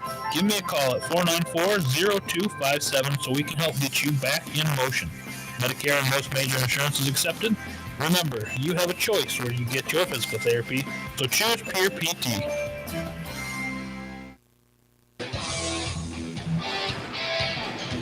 Back of the half from Leiden Associates in Pierre. Only other game going on in the SoDak 16 right now is also at halftime. It's out in Rapid City where the Cobblers of Rapid City Central lead Aberdeen 28-25 at the break. Here it's O'Gorman on top of the Governors 33-22. And again, the rest of the SoDak 16 schedule looks something like this. As Brandon Valley hosts Rapid City Stevens at 5 o'clock. Sioux Falls, Washington plays host to Brookings. That's the 1 against the 16 seeds. That'll be at 3 o'clock getting underway. Coming up, and Yankton hosting Douglas in the 2 versus 15 contest. Then Harrisburg plays host to Spearfish. Mitchell takes on Watertown in the Corn Palace, and Sioux Falls Roosevelt will host Lincoln from across town. That's one end of 41st to the other. In the central and the western part here in the big town. Here at, also 41st and Kiwanis, we have a 33-22 ball game. Good one so far. We'll see again if the Governors can come out. Last night, the Governor boys without a field goal in this first quarter today. Governor girls obviously had a real rough start last night at Rapid City Stevens. We're down 29-1, but they pulled back and really had a good effort the last 2.5 quarters, but still fell 49-34. The Governor girls season again has come to an end, and again, pat on the back to Kirk Bebout in his first season as the Pierre Governor girls head coach. Hopefully the start of big things to come for Governor girls basketball. We begin the second half. The O'Gorman Knights with the basketball. Second half throw-in and the opening tip also. Sponsored by Comtech in Pierre. As they work it inside, David Albers just traveled with it. He falls down, and O'Gorman still has the basketball. Picked up by Eddie Myler. Still 10 on the shot clock. Reese Arbogast to Cade Moffitt, and Houston Lundy will hook him. Bad break for the Governors here. Alpers tried to squeeze through a couple of defenders down off of the right block, and as he was looking to pass it away, it seemed like his pivot foot came up.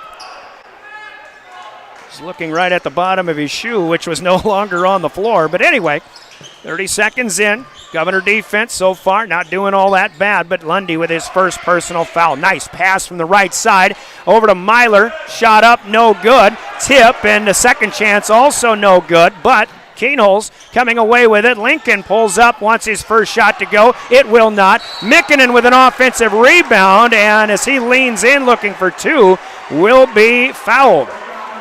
So James Mikkonen comes up with a big effort here, and he'll get to the free throw line. David Alpers, the 6'6 junior, with his third personal foul here to start the second half. James Mikkonen, first game back after missing the last couple of weeks of the season, has his first point of the afternoon. Free throw down. The Governors within 10 now, 33-23. Mikkonen, Dean, Lundy, Keenholz, Edmond, the starting five of the Governors.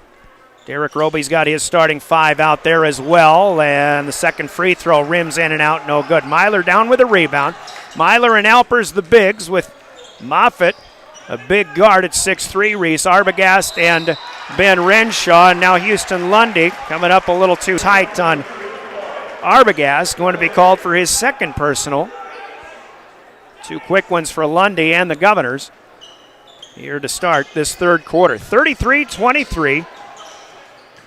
Moffitt gets a drive on the left side baseline. Good body adjustment, and the layup is up and in. 35-23. The Knights out to a 12-point lead. Their biggest lead has been 13. Keenholz driving, looking for space. He'll get to the baseline. Oh, he tried to kick it out to Lundy, but Moffitt in the way for the steal. And Lundy tries to cut in front and take the basketball away, and I couldn't tell. It's underneath, but Lundy gets up with his arms up, and there might have been a little extra going on under here. It was a bit of a hard foul for Lundy. And Houston coming to the bench is going to be called for his third personal foul, and they're going to call this an intentional foul. And a technical as well. The technical, I think, though, is on Caden Moffitt. So I don't think he liked the foul. He probably got up and gave a big, well, now Houston Lundy has his fourth personal up on the board. So did he get called for a technical? Not a good start here for Houston Lundy. Moffitt shooting one. No good. Second one is off the back of the rim, so he does not get either of the first two fouls here, as Matthew Hansen's ready to check in, and now Moffitt will shoot the technical foul shots. Derek Roby getting an explanation as well. I still am not sure. I'm kind of curious whether there was a double technical foul called here. Again, everything that happened after the initial foul by Lundy occurred under the balcony that we are positioned on the end of the court. And the officials are going to continue to talk about this. They've asked players from both teams to go back to their benches while they sort this situation out. So again, we're speculating. I don't think we'll have free throws. Double technical foul. And again, when we saw Houston Lundy coming out, his arms were up in the air as if to say, I didn't touch him, but I think he was trying to hide whatever happened in extracurriculars, and now that's what they have announced. So a double technical foul. So no free throws on that. Cade Moffitt goes 0 for 2 on the intentional foul that was called on Houston Lundy. Lundy gets a technical, and he's got 4 fouls here in the first minute 34 of the second half. So he is checked out. Matthew Hansen is in, but that would give a technical to Cade Moffitt as well of O'Gorman, and he has his first. And I believe it's a jump ball situation. Governors had the arrow. And a traveling violation on a high dribble for James Mikkonen at the top of the key before he tried to hit the cutter, Lincoln Keenholz. So not really the start the Governors wanted here in this second half, but they've only been outscored 2-1 so far. It's 35-23 since halftime. Ben Renshaw is checked out. Matt Eng, 6'1 sophomore, is in. He'll take the pass and cross the timeline. O'Gorman coming towards us now. Far court to near. The Governors in road green will head the other way when they have the basketball. And another night substitution is Joe Lynch. 6'4 senior is in for David Alpers, who checks out with 3 personals. 6:07 to play. Third quarter, still early, second half. Inbound to Myler, fakes the pass, and now his pass back out to Eng. Should have been taken away by Matthew Hansen. Matty a little concerned about where he was in relation to the sideline. Didn't haul the pass in for the interception. And O'Gorman will throw in from right down below us at the 6-minute mark of quarter number 3. Shot clock's at 20 as we resume play. To the far corner. Now back up top. Now back to the corner again. Moffitt to Eng. Now Eng will find Arbogast. No room to shoot, but it's back to Eng. He wants 3. Open from the corner, and he's got it. Matt Eng hits his first 3-pointer of the afternoon. Tried a couple in the first quarter, but 6'1 sophomore. Seems like this kid can really let him fly. Here's Mikkonen, right-handed hook attempt, no good. Keenels comes down with it, but he traveled. He bounced off of an O'Gorman player, had the offensive board, but good call here. And the Knights will get it back with a 15-point lead. 38-23 with 5:25 to go. Third quarter. By the way, that 3-pointer, the 5th in a row in as many attempts that O'Gorman has hit. They started a little sluggish from outside the arc in the first quarter, hit 4 of 4 in the second. Now they want another one, not this time for Cade Moffitt. Mikkonen battling. He'll come down with the rebound, and now James needs to slow it up here. He'll bounce off, and an offensive foul is called. Oh, my. James Mikkonen could have gone the distance. He really stepped aside the defender from this standpoint here. First of all, in hindsight, I just don't know that James Mikkonen is the guy the Governors want coming up the floor with the basketball, but in a replay of that again, he really did a good job in avoiding what looked to me like a straight-on running over the defensive player. But Mikkonen with his first personal foul. Governors with another turnover. They've got 4 here in the second half already. Renshaw wants 3, and Renshaw has it. Another bomb hit by the O'Gorman Knights. He's hit 3 in a row. 41-23. Timeout to the Governors, and Terry Becker will take the full minute allotment of 4:32. At the 4:32 mark of the third quarter, O'Gorman opening up their biggest lead. It's 41-23 in a 60-second break, sponsored by Coca-Cola Bottling of Pierre. We're back with more Governor postseason basketball. At American Family Insurance, we help protect what you've achieved so you can fearlessly go after your dreams. For auto, home, business, and life, contact us today. American Family Insurance. Insure carefully, dream fearlessly. American Family Insurance, Life Mutual, Standard of Ohio and Wisconsin Company, 6000 American Parkway, Madison, Wisconsin, 53783.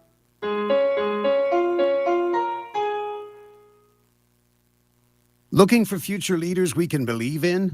Look no further than the high school student athletes right here in South Dakota. High school sports teach young people how to be effective leaders. It includes learning to listen, accepting responsibility, being a good role model, and it's about respect. The result, it transcends sports. It gives us hope for the future. This message presented by the South Dakota High School Activities Association and the South Dakota Interscholastic Athletic Administrators Association.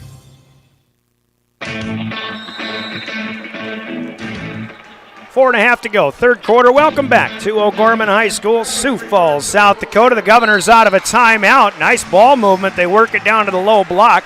Left side, leaning in is Jackson Edmond. There's contact. He was not able to finish the bunny, but he will go to the free throw line to shoot a pair as Ben Renshaw is called for his third personal foul.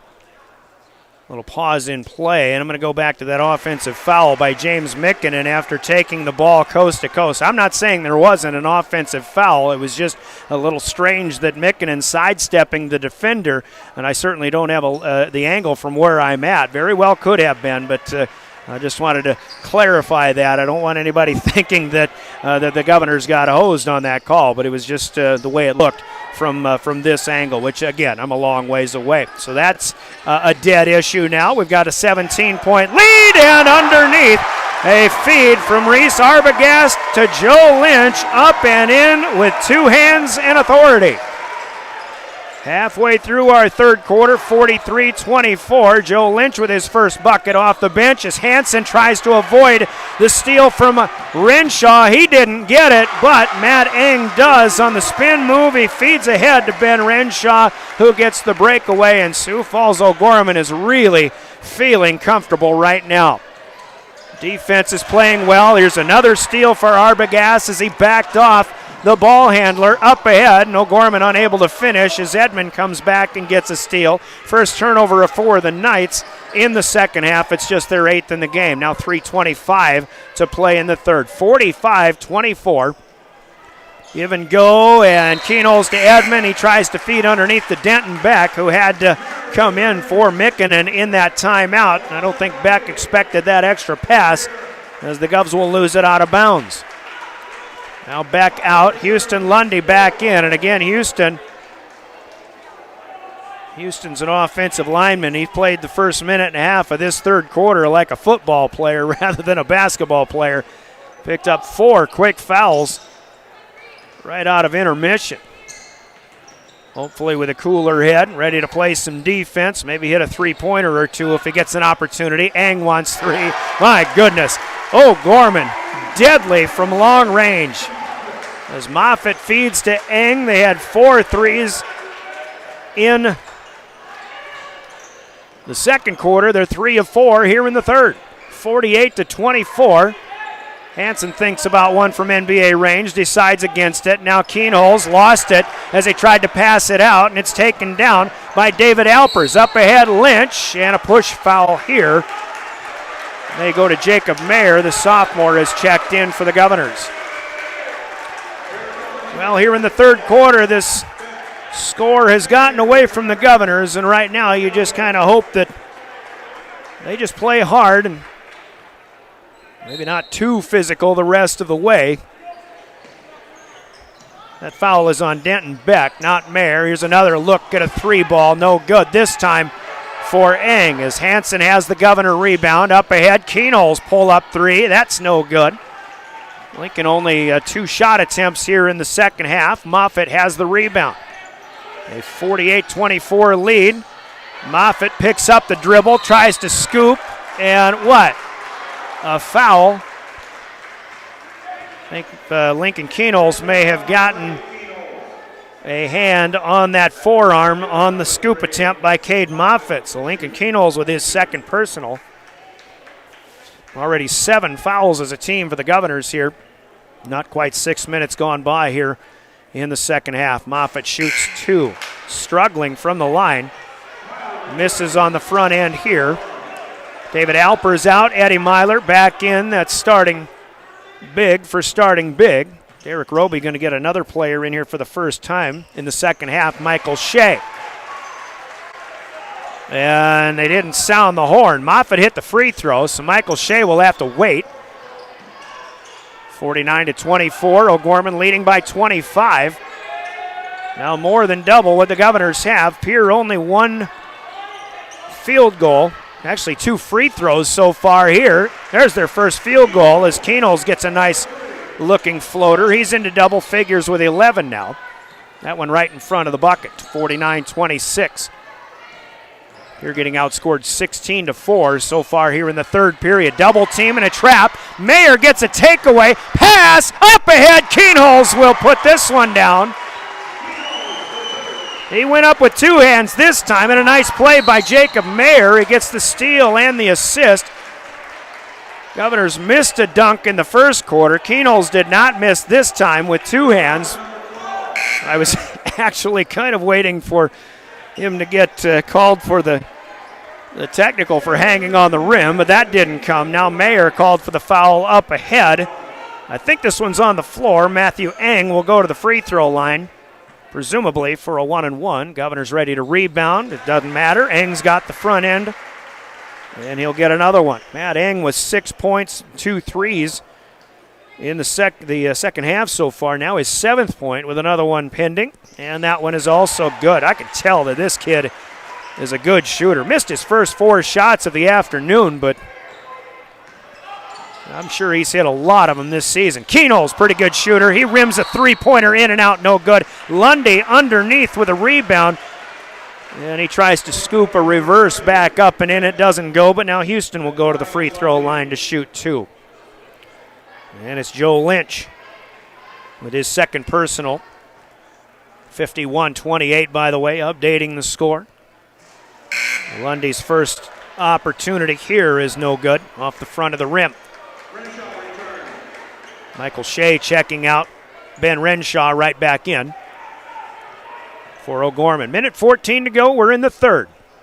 Lundy, not this time either. Keenol's battling for a rebound, trying to run it down, and he'll give it to O'Gorman. Govs hit 8 of 11 free throws in the first half. They are 2 for 6 so far here in the second, though. 70 seconds to go, third quarter. SoDak 16, the winner moving on to the state AA basketball tournament out in Rapid City next week. Here is a Mayer steal attempt. Technically he had it. I think they say change of possession. The shot clock was reset for Pierre, but Mayer lost the dribble and he loses it out of bounds on the far end of the floor. We'll give him the benefit of the doubt, and I don't think he really had control of it at any rate. 23-point Knights lead.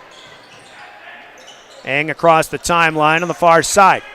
Gets it back. 3-ball, corner, good. Man, this kid does not even rattle the net when he shoots. Matthew Eng, third 3 of the third quarter. He's got 11 points in the game, all in this quarter.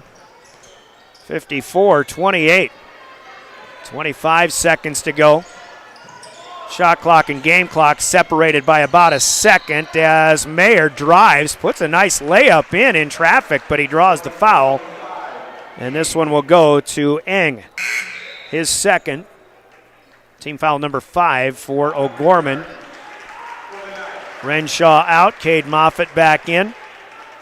20 seconds to play as we near the end of the third period. Keenol's loses it. It's taken away by Cade Moffitt. Up ahead, he's uncontested, and he'll put the layup home.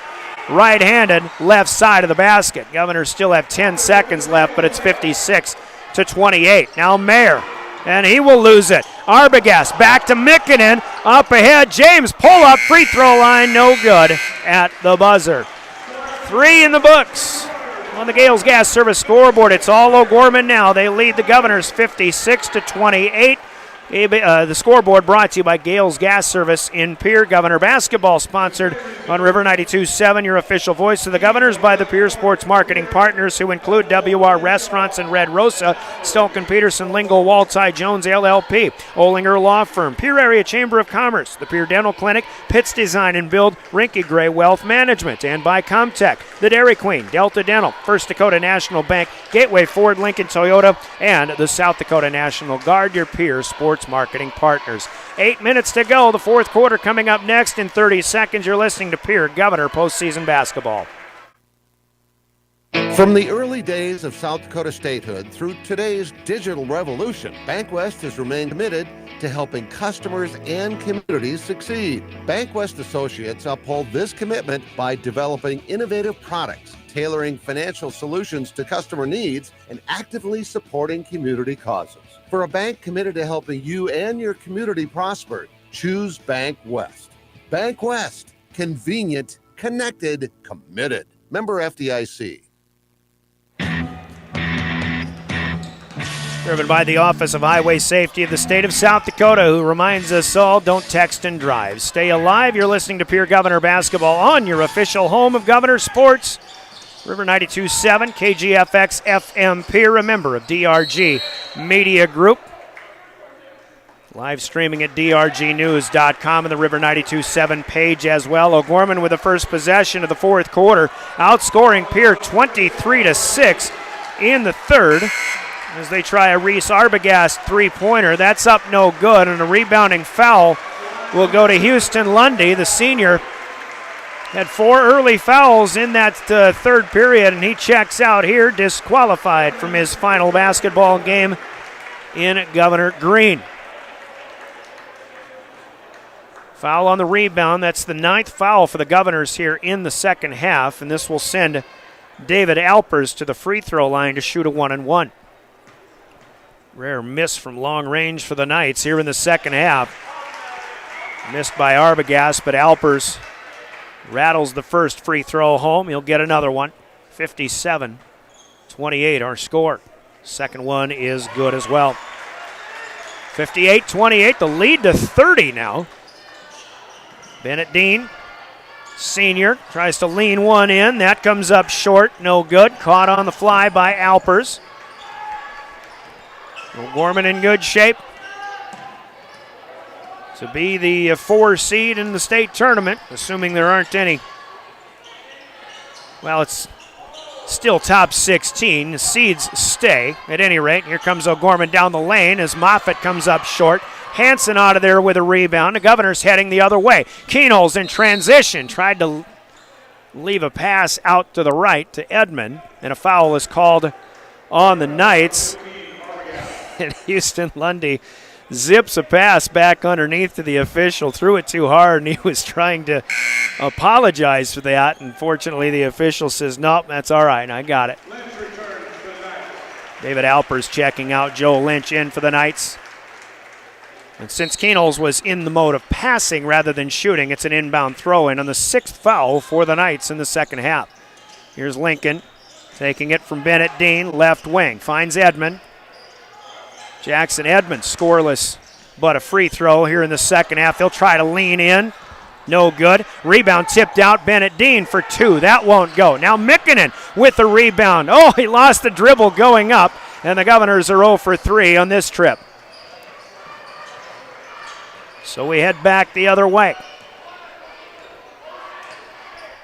The near way, shall we say, from far court to near. 6.5 minutes counting down here, presumably in the Governor's season. Trailing by 30. Arbogast looking for a screen. Bounces it back, and a pull-up from Myler from 6 feet out. No good. Joe Lynch there with the catch underneath. It's a baby jam on the second chance basket. 60-28. Now Hansen fires a 3 left side. No good. Keenol's down with the offensive board. Comes left side. Fouled on the way back up by Myler. Eddie with his 3rd. Keenol's will go to the free throw line. Governors here in the second half have done a much better job on the offensive glass, but the putbacks just haven't been there, and obviously it's been a tough task. You know, we talk about keys to success for Pierre to try to match this O'Gorman squad offensively. That hasn't been easy, especially with the hot shooting Knights as they have hit. What do we got? 9 threes and 16 tries here in this game. Keenol's missed the first of 2 from the line. Second one is good. Lincoln with 13 in the ball game. Michael Shea is in. He'll come to the wing, and Knights broke the pressure, but they're going to play the clock game here for much of the rest of this ball game. 6 minutes counting down. Reese Arbogast with it. Playing keep away. Nice pass. And Lynch. Oh, my. Joe Lynch went up looking for a jam. He didn't get that. And Jackson Edmond is saying that was all ball. At any rate, Lynch didn't finish the jam by himself, but he got a fortunate bounce, and the ball fell through anyway. So he gets the 2 and an Edmond foul, his 3rd. Chance for an and 1 here for Joe Lynch, looking for his 7th point. He won't get it. Stuck on 6. He's had them all from slam jam mode. Now Edmond off of the rebound, tries to dump it underneath. Keenholz fumbles it, picks it up. The bunny won't go left side, but Lincoln back to the free throw line. 5:35 to go in this one, 62-29. Michael Shea, the 5'10" senior, with his 2nd personal, and Keenholz. Free throw, no good. Might have rushed that one a little bit. Missed it off the right side. Lincoln with 14, Edmond with 12. He had 11 in the first half, though. Second one good with the roll, now 15 for Lincoln Keenholz. Governors have 3 seniors probably playing their final game here. Here's a nice job. Steal in the backcourt. Hansen will feed to Keenholz. Lays it up and in. Draws the foul. And a chance at a 3-point play. Shea, who just fouled Lincoln a moment ago, gets him again, his 3rd. Team foul number 9 for what it's worth. Both teams after this are now in the double bonus. Keenholz finishes the 3-point play, now 62-33, and a timeout taken here as Matt Eng got trapped in the far corner. Saves a turnover perhaps at 62-33. O'Gorman in command, and we take a 30-second timeout. Sponsored by Coca-Cola Bottling. You're listening to Governor Postseason Basketball. Looking for future leaders we can believe in? Look no further than the high school student athletes right here in South Dakota. High school sports teach young people how to be effective leaders. It includes learning to listen, accepting responsibility, being a good role model, and it's about respect. The result, it transcends sports. It gives us hope for the future. This message presented by the South Dakota High School Activities Association and the South Dakota Interscholastic Athletic Administrators Association. 62-33, O'Gorman out of the timeout. We'll try to get it inbounds. Governor's trying to stay tight in that backcourt D. Did a pretty good job in that first half, but O'Gorman got hot from the outside in the middle 2 quarters, and that's one of the bigger reasons they lead by 29 right now. Renshaw back to Arbogast. 3 starters still in there for O'Gorman. Here's Arbogast on the drive. The floater up, no good. So that one rims in and out. Bennett Dean down with the rebound. Dean across the timeline with it. 5 minutes to go. Houston Lundy, senior, is fouled out. Here's Dean looking for 3. Give him a field goal. Not this time. It's too short. And the rebound down to the Knights, who will walk it up the floor. Dean and Mikkonen still out there.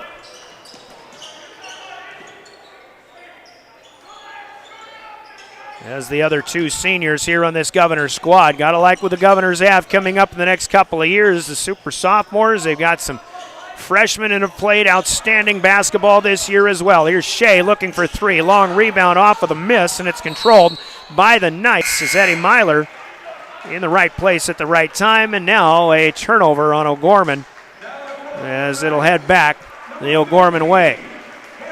Michael Shea out.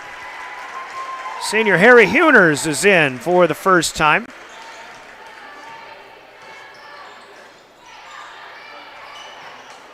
He is a 6'3" senior. O'Gorman going to be heading to the state tournament. Dean open for 3. Yeah, there it is. Bennett Dean with a 3 ball. His first field goal of the game. 62-36.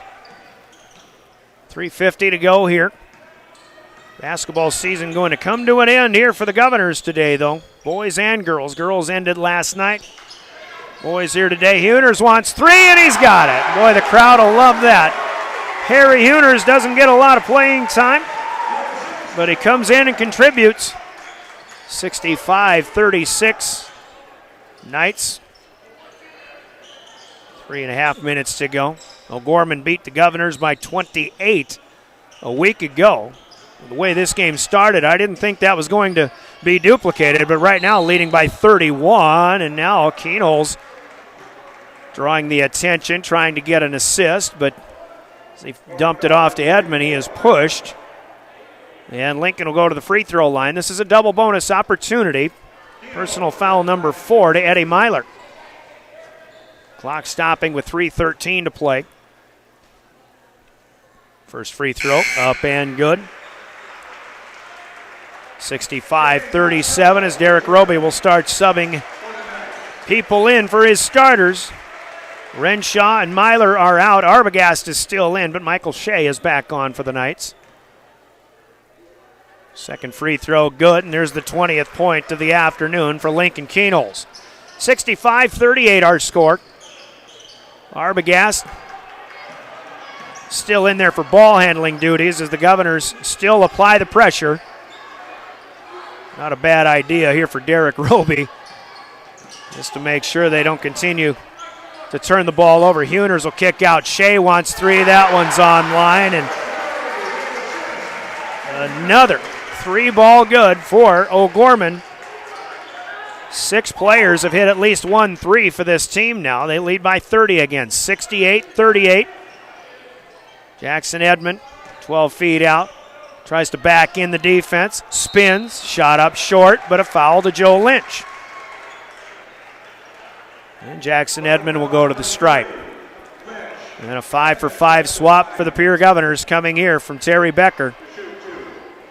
Edmond will stay at the line, but Bennett Dean and James Mickinen will check out for the last time. Edmond rims the first one in and out, no good. And the seniors in particular will get the standing ovation. Lincoln Keenholz will check out. Edmond again staying in there with one more free throw. Call it a gritty, gutty season for these Governors. And again, a lot of promise coming up in the next couple of seasons. Really can't wait for that. We'll talk with Coach Becker about the future in our post-game commentary. Conversation that we'll have coming up. Here's Edmond for a free throw. That's good, and he will check out of a game for the final time this season. Jackson with 13, Keenholz with 20 today. 68-39 our score. Christian Bush, Jack Merkwan, Braden Foster, Brecken Kruger is on for the first time. And Cade Kaiser, the freshman, in to get an opportunity here as well. New people on for O'Gorman as well. This is Radley Monty, a 5'8 sophomore. Here's Arbogast. Nope, that's not Arbogast. It's another lefty. Shot up no good. That was Trey Heckenleibel. The rebound was pulled down by Chad Ambrose, a 6'5 junior. And Rush Landry ends up on the floor, but we've got a foul called here, and we'll head the other way, and the Governors will get a free throw opportunity. Foul is on Landry. 2:05 to go in this one. Braden Foster, sophomore at the line. Foster to shoot 2 in a double bonus. First one a little bit short. And he'll get another opportunity here.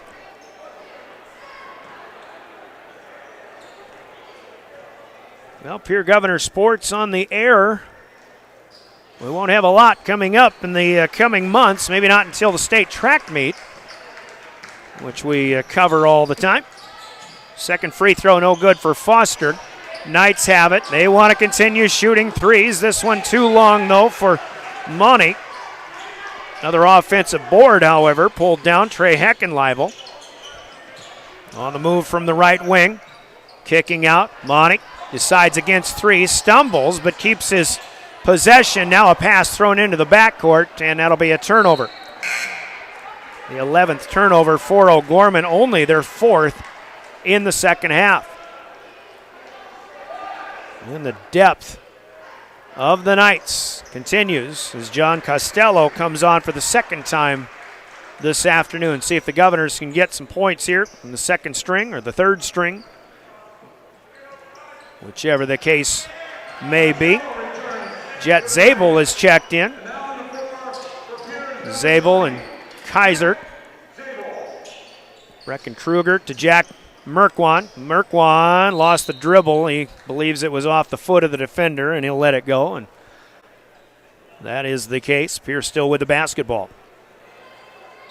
We will have state basketball tournament coverage, still SoDak 16 coverage in classes A and B on DRG Media Group stations. Here's a tipped pass as Kaiser was looking for Christian Bush down the left side of the lane, but Bush didn't get a hand on it. O'Gorman did. Kaiser is out. And Braden Foster back in for the Governors. 18 to shoot, 1:15 left here in the fourth quarter. Inbound to Zabel. Now Kruger to Jack Merkwan. Happy birthday, Ryan Kruger, today. Father of Brecken. He's 40 plus. 5 to shoot. Merkwan to Bush. Turnaround inside. Off the rim. It's up. No good. And the miss for Christian Bush. The rebound Down to Chad Ambrose. He's a 6'5 junior, so there's another 6'5 big guy. Here's another one, too. Emmanuel Struck is a 6'3 junior. On the move. Nice drive. Shot up and in for Rush Landry. 70-39. Merkwan with 30 seconds left. Nice pass here, but too strong on the reverse from Braden Foster. A Bush foul as Costello comes down with the rebound. Really good pass from the right side. I think that was Merkwan trying to feed and lead Braden Foster, but Braden went up a little too strong. O'Gorman, again, the 4 seed in the SoDak 16, but they're going to win their 9th straight game. I've got to be honest with you, folks. The last couple of weeks, we have seen a red-hot Sioux Falls Roosevelt team. And if anybody's hotter than Roosevelt right now, it is these guys, the O'Gorman Knights, as Costello misses the first of 2. Second one is good, 71-39. And a bunch of freshmen and sophomores on the floor for the Governors. See if they can get one more bucket down here. Jet Zabel up top, over to Foster. Now Merkwan making his move, dumps it down. Bush, turnaround shot, no good, but he is fouled. Struck gets him here. And Christian Bush to the free throw line with 9.5 ticks to go in the Governor's season. Still have a player of the game announcement coming up in our postgame. Big plays as well. Christian Bush, free throw good. Second one coming. Govs hit 40. Now make it 41. Christian Bush, 2 out of 2. 71-41. What's your final score on the Gales Gas scoreboard? Will read Sioux Falls O'Gorman 71 and the Pierre Governors 41. The Governors season will come to an end with a mark of 7-13. O'Gorman wins their 9th straight, and they'll head to the state tournament with a record of 15-6. Congratulations to Derek Roby and the O'Gorman Knights, who get the victory here. Terry Becker coming for a fist bump with Derek Roby. These guys have known each other and coached against each other for a long time. Coach Roby's in his 16th year at O'Gorman and several years at Aberdeen Central before that as well. O'Gorman wins it by 30, 71-41. Gales Gas Service with the scoreboard. Use their budget plan and keep full service to stay warm all season long, no matter how mild this winter weather can be here in Central South Dakota. Let's break for our MDU postgame coming up. That's after a 2-minute timeout. You're listening to Governor Postseason Basketball on your official voice to the Governors, River 92.7, live streaming at drgnews.com. As you clear that last patch of snow from your driveway, breathe in that crisp, rejuvenating winter air before you throw yourself into a monstrous snow pile and join First Dakota to bank some noise for winter sports. Shriek for tide-turning reversals, whoop at game-winning threes, and gasp in awe at a perfect back walkover. Let them hear you from the cheap seats. Bank some noise with us at First Dakota National Bank. Open a new account online today at firstdakota.com. Member FDIC.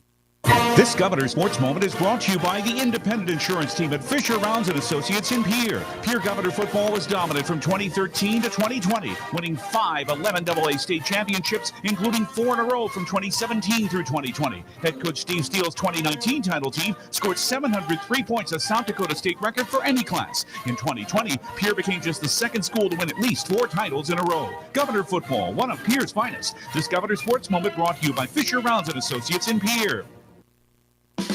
There's an app for everything, including high school sports from the stations of DRG Media Group. Download the DRG News app, brought to you by the Golden Buffalo Casino from the App Store or Google Play. It only takes a moment, so you'll have it to replay this game.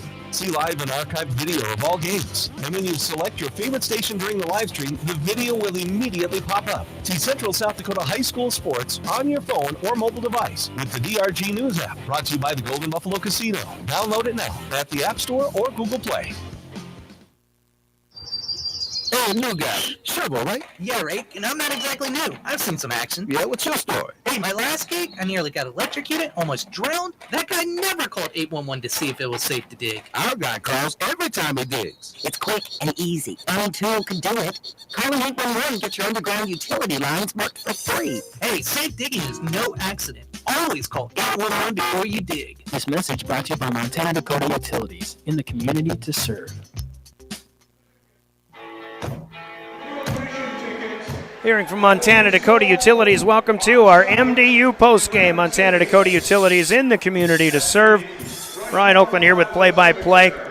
Governors, again, showing a lot of life today for much of this basketball game, but Sioux Falls O'Gorman just too good in this on this particular day as O'Gorman wins at 71-41. Our MDU postgame will begin. Fans allowed onto the floor now after the Knights have gotten their state tournament state qualifier plaques. And again, congratulations to them on just an extraordinary run that they are on. And last week, I think the Knights did a lot of damage inside. Today, the Governors got James Mikkonen in there and were able to defend a little bit better inside the paint.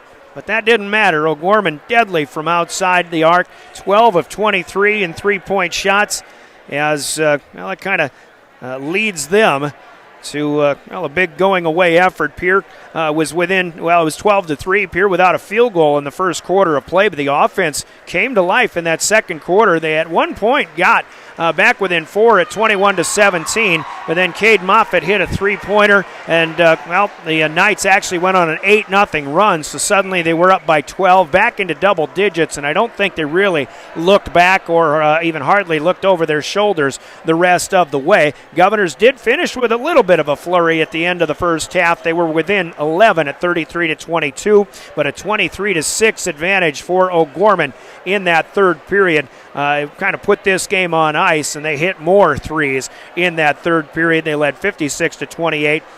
This one tight in the fourth quarter, 15-13, but O'Gorman wins it by 30 as players and cheerleaders and fans, students included, gathering in the middle as they continue their heading to state photo opportunities, if you will. So good camaraderie here among classmates, so to speak, at Bishop O'Gorman High School. Anyway, O'Gorman goes 13 of 33 on the floor in that second half, 25 of 55 in the game overall, but 12 of 23, better than 50% in that entire game in the fourth quarter. And checking free throw stats here, which I did not finish, but we will do some quick math here. They're going to hit 10 of 16 on the line. And 4 double-figure scorers as well. Cade Moffitt leads the way with 15 points. Ben Renshaw will put in 11, including 3 threes. Matt Eng off the bench with 3 threes. All of his points coming in that third quarter of play. And then Eddie Myler with 10. And that's 4 in double figures, and then we'll tack on 7 more in the scoring column, including 6 points for Reese Arbogast, a couple of threes for him. Joe Lynch had 3 dunks in this game and 6 points, a three-pointer down off the bench for Harry Huners, a three-pointer for Michael Shea, and a two-pointer for Rush Landry. And garbage time, John Costello with a free throw at the end of the game as well. 71 on the board for the Knights. Governors, who go 4 of 15 in the second half, just 10 of 32 on the game. Hard to believe that percentage isn't a little bit better. Seems to me that they were hitting shots at times, but again, a lot of those in trying to hurry up mode, so to speak, in that second half. They'll hit just 3 of 12 from outside the arc. Pierre does get to the free throw line quite a bit, though. They hit on 18 of 30. Struggled a little bit more in the second half than they did in the first. And the 2 leading scorers leading the way here in this one, which is really what Pierre needed, but just wasn't enough. Lincoln Keenholz finishes with 20 in the season's final game. Jackson Edmond with 13, but he had 11 of those in the first half and hit just 2 free throws in the second half. After that, only 3 points for Bennett Dean, 2 for Jacob Mayer, 2 free throws in garbage time for Christian Bush, and 1 free throw for James Mikkonen in his final game. Mentioned Mikkonen and Dean and Houston Lundy playing their last games also. Didn't mention at the time, but we'll throw out Denton Beck as well. Good bench player. He's really played some physical defense and done a lot of nice things for the Governors. And again, more talk about those seniors when Coach Terry Becker joins us here for the post-game conversation in a little bit. 41 on the board, though, for the Governors. And again, rebounding, looking at other stats, it's all O'Gorman 29-18 overall. Govs do a bit of a better job in that second half, though, with 6 offensive rebounds, 7 overall, but OG down with 11 in the game. Pierre with 16 turnovers, Sioux Falls O'Gorman with 11, and the Knights have a 14-5 advantage in the assist column, but a 30-point advantage in the scoring column that sends them to the state tournament with a 71-41 victory. More coming up in the MDU postgame, a 2-minute timeout as we wait for the coach to make his way, and we'll talk about big plays of our game in just a little bit. Your big plays on the way as the MDU postgame continues. This is Pierre Governor Basketball. Smart grocery shopping takes a little bit of TLC. Lynn's Dakota Mart in Pierre is thrifty, local, and convenient. Shop Lynn's Dakota Mart for the freshest produce, highest quality meats, and delicious bakery items. Shopping Lynn's Dakota Mart is easier because of the spacious aisles. Everything is easy to find. Lynn's Dakota Mart has recently updated their store and takes pride in providing you a clean shopping environment. Lynn's Dakota Mart Good Neighbor Pharmacy offers free delivery and mail out too. Thrifty, local, convenient. Lynn's Dakota Mart in Pierre, your hometown neighborhood market. May Adam Law Firm of Pierre offers superior legal representation. Clients can be assured their legal matter will be handled with expertise and the utmost professionalism. May Adam Law Firm's skilled South Dakota lawyers can take care of your family law, estate planning, real estate law, or personal injury. May Adam Law Firm is able to help you plan and prepare to make matters easy now and into the future too. Call 224-8803. May Adam Law Firm of Pierre, since 1881. Make the world your playground while adding miles to your social distance in a new ride. If you can drive it or ride in it, American Bank and Trust can finance it or refinance it. Get as low as 2.99% annual percentage rate on any vehicle. New, used, car, truck, boat, even a motorhome for those extended trips. Stop in or call us today and let American Bank and Trust help you get out and play. Member FDIC. Wagner Auto Company, South Dakota's oldest auto dealer in Pierre, is your transportation headquarters in central South Dakota with a great selection of new Buick, GMC, Chrysler, Dodge, Ram, and Jeep vehicles, and a large selection of quality pre-owned cars, trucks, and SUVs. View their entire inventory at WagnerAuto.com. Experience the Wagner Auto difference for yourself by letting them help you into your next set of wheels. Wagner Auto Company in Pierre.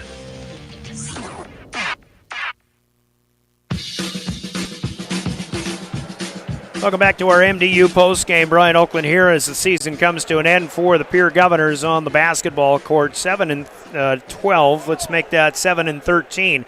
The final season record, including this one game here in the postseason. O'Gorman goes to state as a 4 seed with a 15-6 record, but their ninth straight win. They were at one time 9-9. As we take a look at now, talking about big plays of the basketball game. Big plays in our broadcast are brought to you by Hermanson Endodontics in Pierre. There was a definite point in this game where I thought the Knights really turned this game in their favor. They had some hot shooting, and we'll focus on at least one of those big shots that they made in this game. That'll be our big plays, but let's first hear from Hermanson Endodontics in Pierre, and our big plays are next. Dr. Brian Hermanson is here to serve Central South Dakota with specialty root canal treatment. Hermanson Endodontics aims to provide root canal treatment that's not only comfortable, but has a quality first emphasis. They believe that by preserving as much healthy tooth as possible, they can help you retain your natural teeth longer. This is accomplished with state-of-the-art three-dimensional imaging and the dental operating microscope to guide diagnosis and treatment. Ask your dentist if a root canal specialist is right for you. Hermanson Endodontics, 1709 North Lincoln Avenue in Pierre.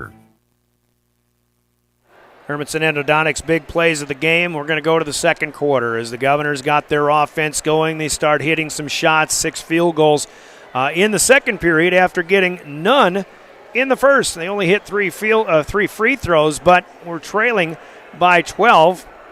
Let's take that back. They were trailing 12-3 at the end of one. Did trail double digits in the second period, but got it all the way down to 4 after a Lincoln Keenholz three-pointer to cut it to a 21-17 deficit. But on the other end, on the ensuing trip up the floor for the O'Gorman Knights, Kyle Moffitt hit a calm, cool, collected three-pointer to answer, and that spearheaded an 8-0 run for O'Gorman. Suddenly they were right back up by 12 and leading by 11 at the break. Governors might have had it within single digits one more time in that second quarter, but again, O'Gorman leading by 11 at the half and really got going in that third quarter when the Governors defensively started to struggle. They were also struggling on the offensive end of the floor, and that three-pointer by Kyle Moffitt to keep the Governors from getting any closer than 4 at that juncture is today's big play of the game. Big play sponsored by Hermanson Endodontics in Pierre. Scoring updates to come as we'll continue our postgame. Other teams punching their tickets to the state AA tournament. We'll tell you who, but we still have one more order of business to take care of as well. It's the naming of today's player of the basketball game, and that comes to us courtesy of Cowboy Country Stores in Pierre. Player of the game is up next in our Governor postgame. There's a reason they call it Champs Chicken. It knocks out the competition hands down. Cowboys Country Store is home to Champs Chicken. Buy the piece, buy the bucket, add some delicious sides. Great for on the go. Cowboys Country Store on Harrison and in Fort Pierre serves breakfast starting at 5 a.m. Right now, get 2 sausage, ham, or bacon breakfast sandwiches for just $5. Convenience with a capital C. Cowboys Country Store in Pierre and Fort Pierre. Cowboy Country Stores with player of the game coming up here, and honorable mention. Actually, we're going to keep this one local, obviously, but player of the game nominees from the O'Gorman side certainly would be. They're big fellas here who kind of led the way, but I think really the guy that was the epitome of some of the offensive successes that O'Gorman had in this game was the kid off the bench, the 6'1 sophomore, Matt Eng, who hit 3 threes without rattling the net. He would be one guy that I would say, hey, nice game. Cade Moffitt, the 15-point effort to lead the Knights in this game also. But you know what? We've got 4 seniors on this Governor squad. 3 of them have received Player of the Game T-shirts by me or from me this season, so I'm going to go with the 4th one who has not, Houston Lundy. Even though he didn't score in this game, had a little bit of a struggle defensively in that early going of the second half as well, but still a solid player for a few years here for the Governors. Still plays the game like a football player. That's what he is. That's the way I see him, but a sweet shooting stroke. It's been fun to watch Houston as we'll give him the Player of the Game T-shirt. Sponsored by Cowboy Country Stores in Pierre. But the Governor's season comes to an end, and head coach Terry Becker has come to talk about this one. Coach, I tell you what, early on in this game, you knew that you're really going to have to play up to O'Gorman's speed. You got to match them offensively, and you really can't do that unless you come out here with a lot of fire and energy, and it was fun to watch early on. I think you guys were matching them energy-wise and causing some problems defensively. It really was, outside of no field goals in the first quarter, pretty good start for you guys. I thought we played a good half overall, and I thought we had some good shots. We just missed some good shots, and you got to put those down against a team like O'Gorman the way they're playing right now. If we make those shots, then obviously, that changes the narrative of the second half. But, we weren't able to make enough of those, to really keep in contact with them, and then they just got away from us in the third quarter. Last week, they did a lot inside without Micken, and you get Big James back here in this game. Maybe that helped you out defensively, but, man, those guys – reminded me of the trip to Brandon Valley a few weeks ago when they couldn't seem to miss. O'Gorman, boys or girls, man, they hit a lot of threes in this gym. Yeah, they're O'Gorman's so good offensively. They just have so many guys that can get you double figures. Yeah. Last week it was Mailer, that was kind of eating us up inside, and I think he had double figures today, but he wasn't the guy that was glaringly killing us today. It was, they spread it around to 2 or 3 perimeter players that hit shots on us, and it was different guys that were making plays. And when you have that balance and that ability to spread that offense around like that, it's very difficult. Defensively, you have to be perfect in all phases of it. Yep. And that tested us defensively. And like you mentioned, I thought in the first half, particularly in the first quarter, we made some really good plays. We got some stops, and we had some momentum on that side of the ball. We just couldn't cash in on the other end. Yeah, I think, Mailer was getting some of his points in transition here today rather than in the post. And, again, it's the guys that are hitting the threes. But, boy, I tell you what, and I don't want to talk too much about what the Knights had done in this game, but I can't see anybody in this state that is playing as well as they are right now, and I don't care what seed they're going to be. This is my pick to win the state AA. Yeah, I think they're definitely going to be one of the favorites, and one of those teams that are riding high right now. But I just look at the field, if the top seeds win in about the first 6 or 7 of them, holy cow, that could be one heck of a tournament because I think they're all pretty even too. You never know what can happen in a 3-day tournament. Typically one night or one game your shooting's going to leave you. So then you got to depend on your defense one of those 3 days. Anything can happen. So. They're definitely, a lot of times too, if you watch AA, it is about who gets hot at the right time. And, like you mentioned, and picking them as your favorite, they might be that team that is hot at the right time. They are hot. I mean, they've got the inside game. They've definitely got the outside game, so can beat you in a lot of ways. But let's talk about what you're going to be missing now. Season comes to an end. These 4 seniors that, I think give you a lot of different variety of things and positives that they bring to the floor. I mean, each and every one of them works hard, and I know they're not going to be the top players that are leading the team night in and night out. That kind of gives you a real good, bright future ahead. But still, what these 4 guys have brought to the table is something you're going to be missing here. Oh, I think so. James and Denton as front line players for us. I thought they were just really good anchors for us all season long. And I thought James was he was really starting to play great, and then he had that bursa sack that he ruptured in his knee, and that kind of set him back. And then, but he still had a really solid season for us. I mean, he was a guy that we could count on every night to just play solid. You didn't expect that he was maybe going to roll up 20 points for you, but, you knew that he was going to be a presence in there, and it was somebody they had to guard, and then as the season went on, his backup emerged as Denton Beck, and I thought, man, he gave us really good minutes as the season went on. Better and better all season. And as James was out there for a few games, Denton really stepped up and gave us great minutes, and so those 2 guys will be sorely missed in the front line. I mean, we got to find, we're going to have to find people to replace them, and between, then you talk about Houston and Bennett and their vocal leadership and just what they did for our continuity in the locker room and every day in practice and the positive attitude. I mean, you're not going to find 2 more positive kids than Houston Lundy and Bennett Dean. I mean, those guys, just as people, are 2 of the most top-notch people you're going to run across at Riggs High School. So we're going to miss them sorely because of all of that, that positive vibe they bring to the locker room, to the practice court, to the game film room, just day in and day out.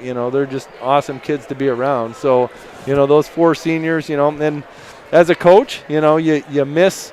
You send those kids out the door, but then you got another group of kids coming, and that's just, the way it goes, and you hope that they had a positive experience being part of Govs basketball. And, we told them in the locker room today, hey, you guys are a huge part of us turning the corner in a positive direction this year. We had 1 win last year, and this year you were a huge part in getting us 7 wins. We're moving in the right space now, You guys should feel really good about the fact that we got into a playoff game this year, and we did some really good things. So that's the positive effect that they've had on the program, not only in the 4 years that they've been here, but ever since they've been coming to Govs camp since they were little 3rd graders. We've been looking at them. So it's been really fun to see them grow up. All right, and then you got, obviously the future is bright. I think everybody is well aware of the super sophomore class, and now you're getting a couple of freshmen an opportunity to play at the end of this basketball basketball game. Your freshman played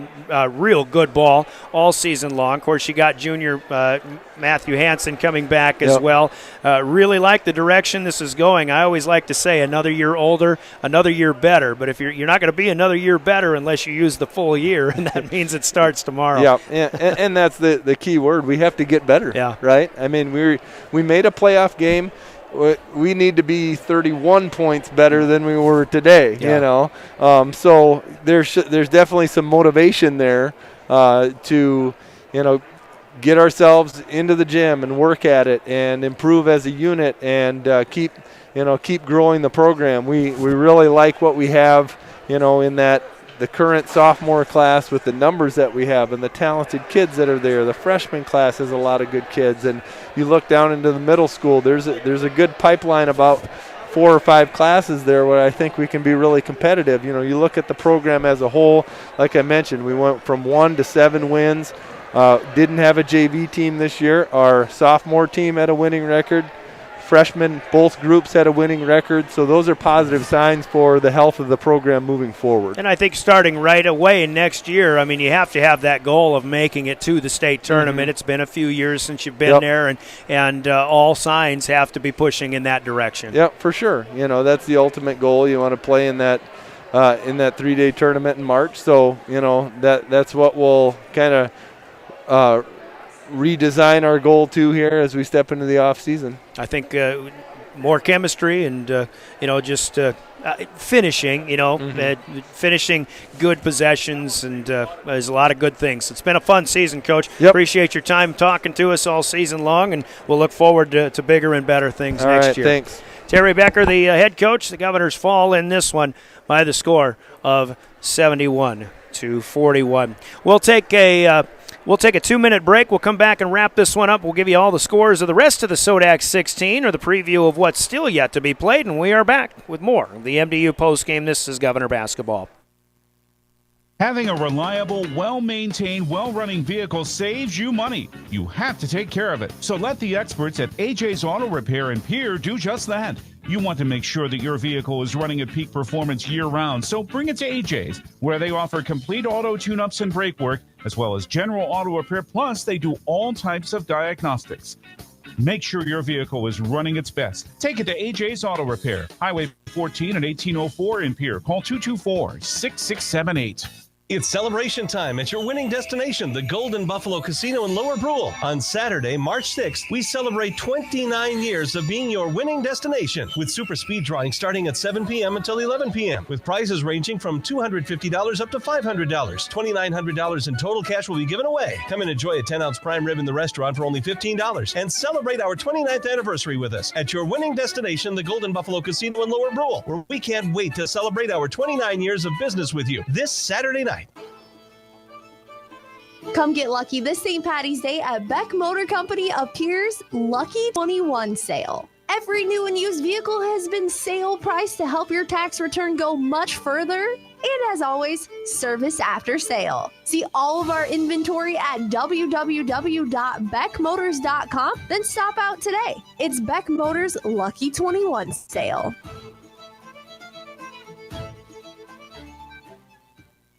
Have you looked at your retirement accounts lately and wondered, what are my expenses? Why do I have these holdings? At Reiki Gray Wealth Management, our team of advisors will provide an in-depth look at your portfolio and open the doors to these questions. There's no better time than now to review your financial future. Call me, Scott Meyer, or visit ReikiGray.com, and let's get on track today. Securities offered through LPL Financial and affiliate SIPC. The investment advice offered through GWL Advisors, a registered investment advisor. GWL and Reiki Gray Wealth Management are separate entities for LPL Financial.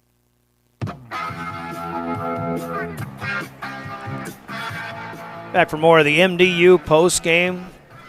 I want to thank our Governor postseason sponsors who have helped us bring you postseason basketball both last night and the girls' game at Rapid City Stevens, and tonight here, or this afternoon here, with the Governors coming a little bit short short against the O'Gorman Knights. 71-41 our score. Don't forget, on your way to and from high school basketball or wherever you go the rest of this season, the rest of this year, South Dakota Office of Highway Safety says slow down, stay alert, don't veer for deer, and buckle up every trip, every time too. South Dakota Office of Highway Safety. 2 games are final in the boys. SoDak 16. This one, of course, with O'Gorman defeating the Govs by 30. Aberdeen Central down by 3 at halftime out at Rapid City. Defeats the Cobblers coming from behind, so Aberdeen Central will go to the state tournament as they have a 57-52 win for the Golden Eagles there. Only one other game in play, and that is across town here as Sioux Falls, Washington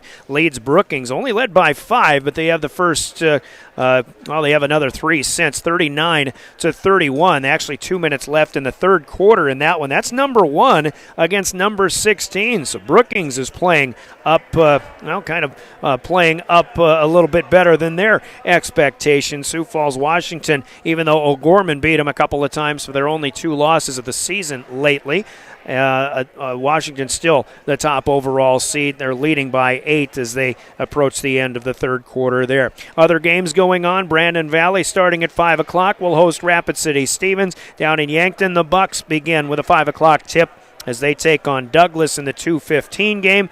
2 versus 15, that is. Harrisburg will tip off here at the top of the hour, a little south of here, as they'll host Spearfish at the Corn Palace. The Mitchell Colonels play host to Watertown with a 6 o'clock tip-off.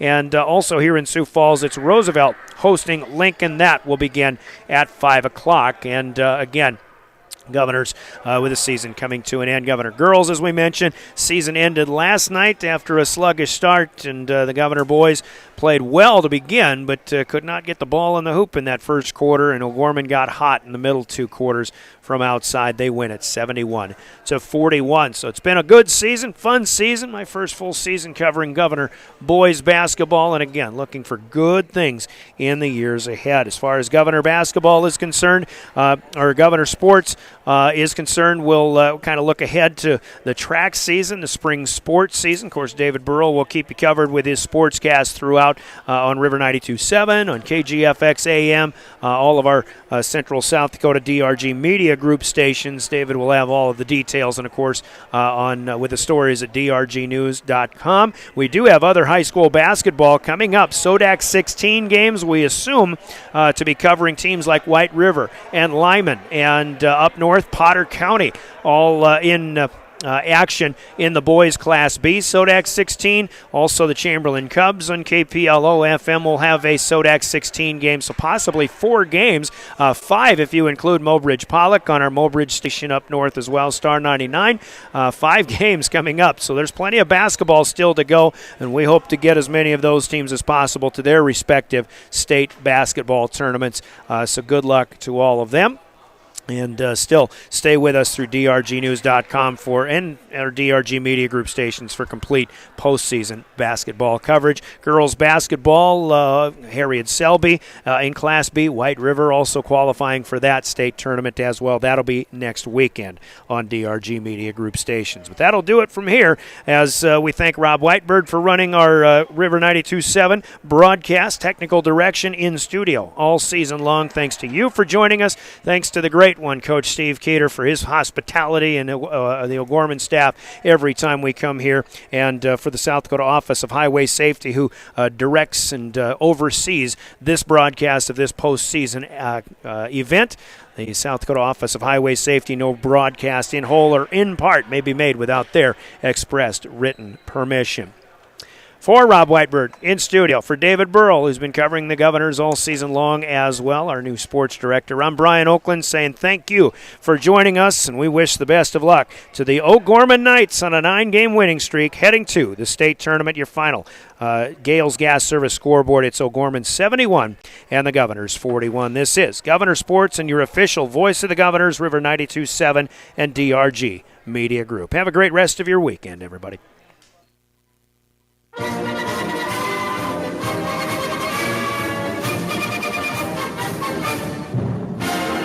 Pierre Governor Basketball on River 92.7 has been brought to you by Bank West, May Adam, and First Dakota National Bank.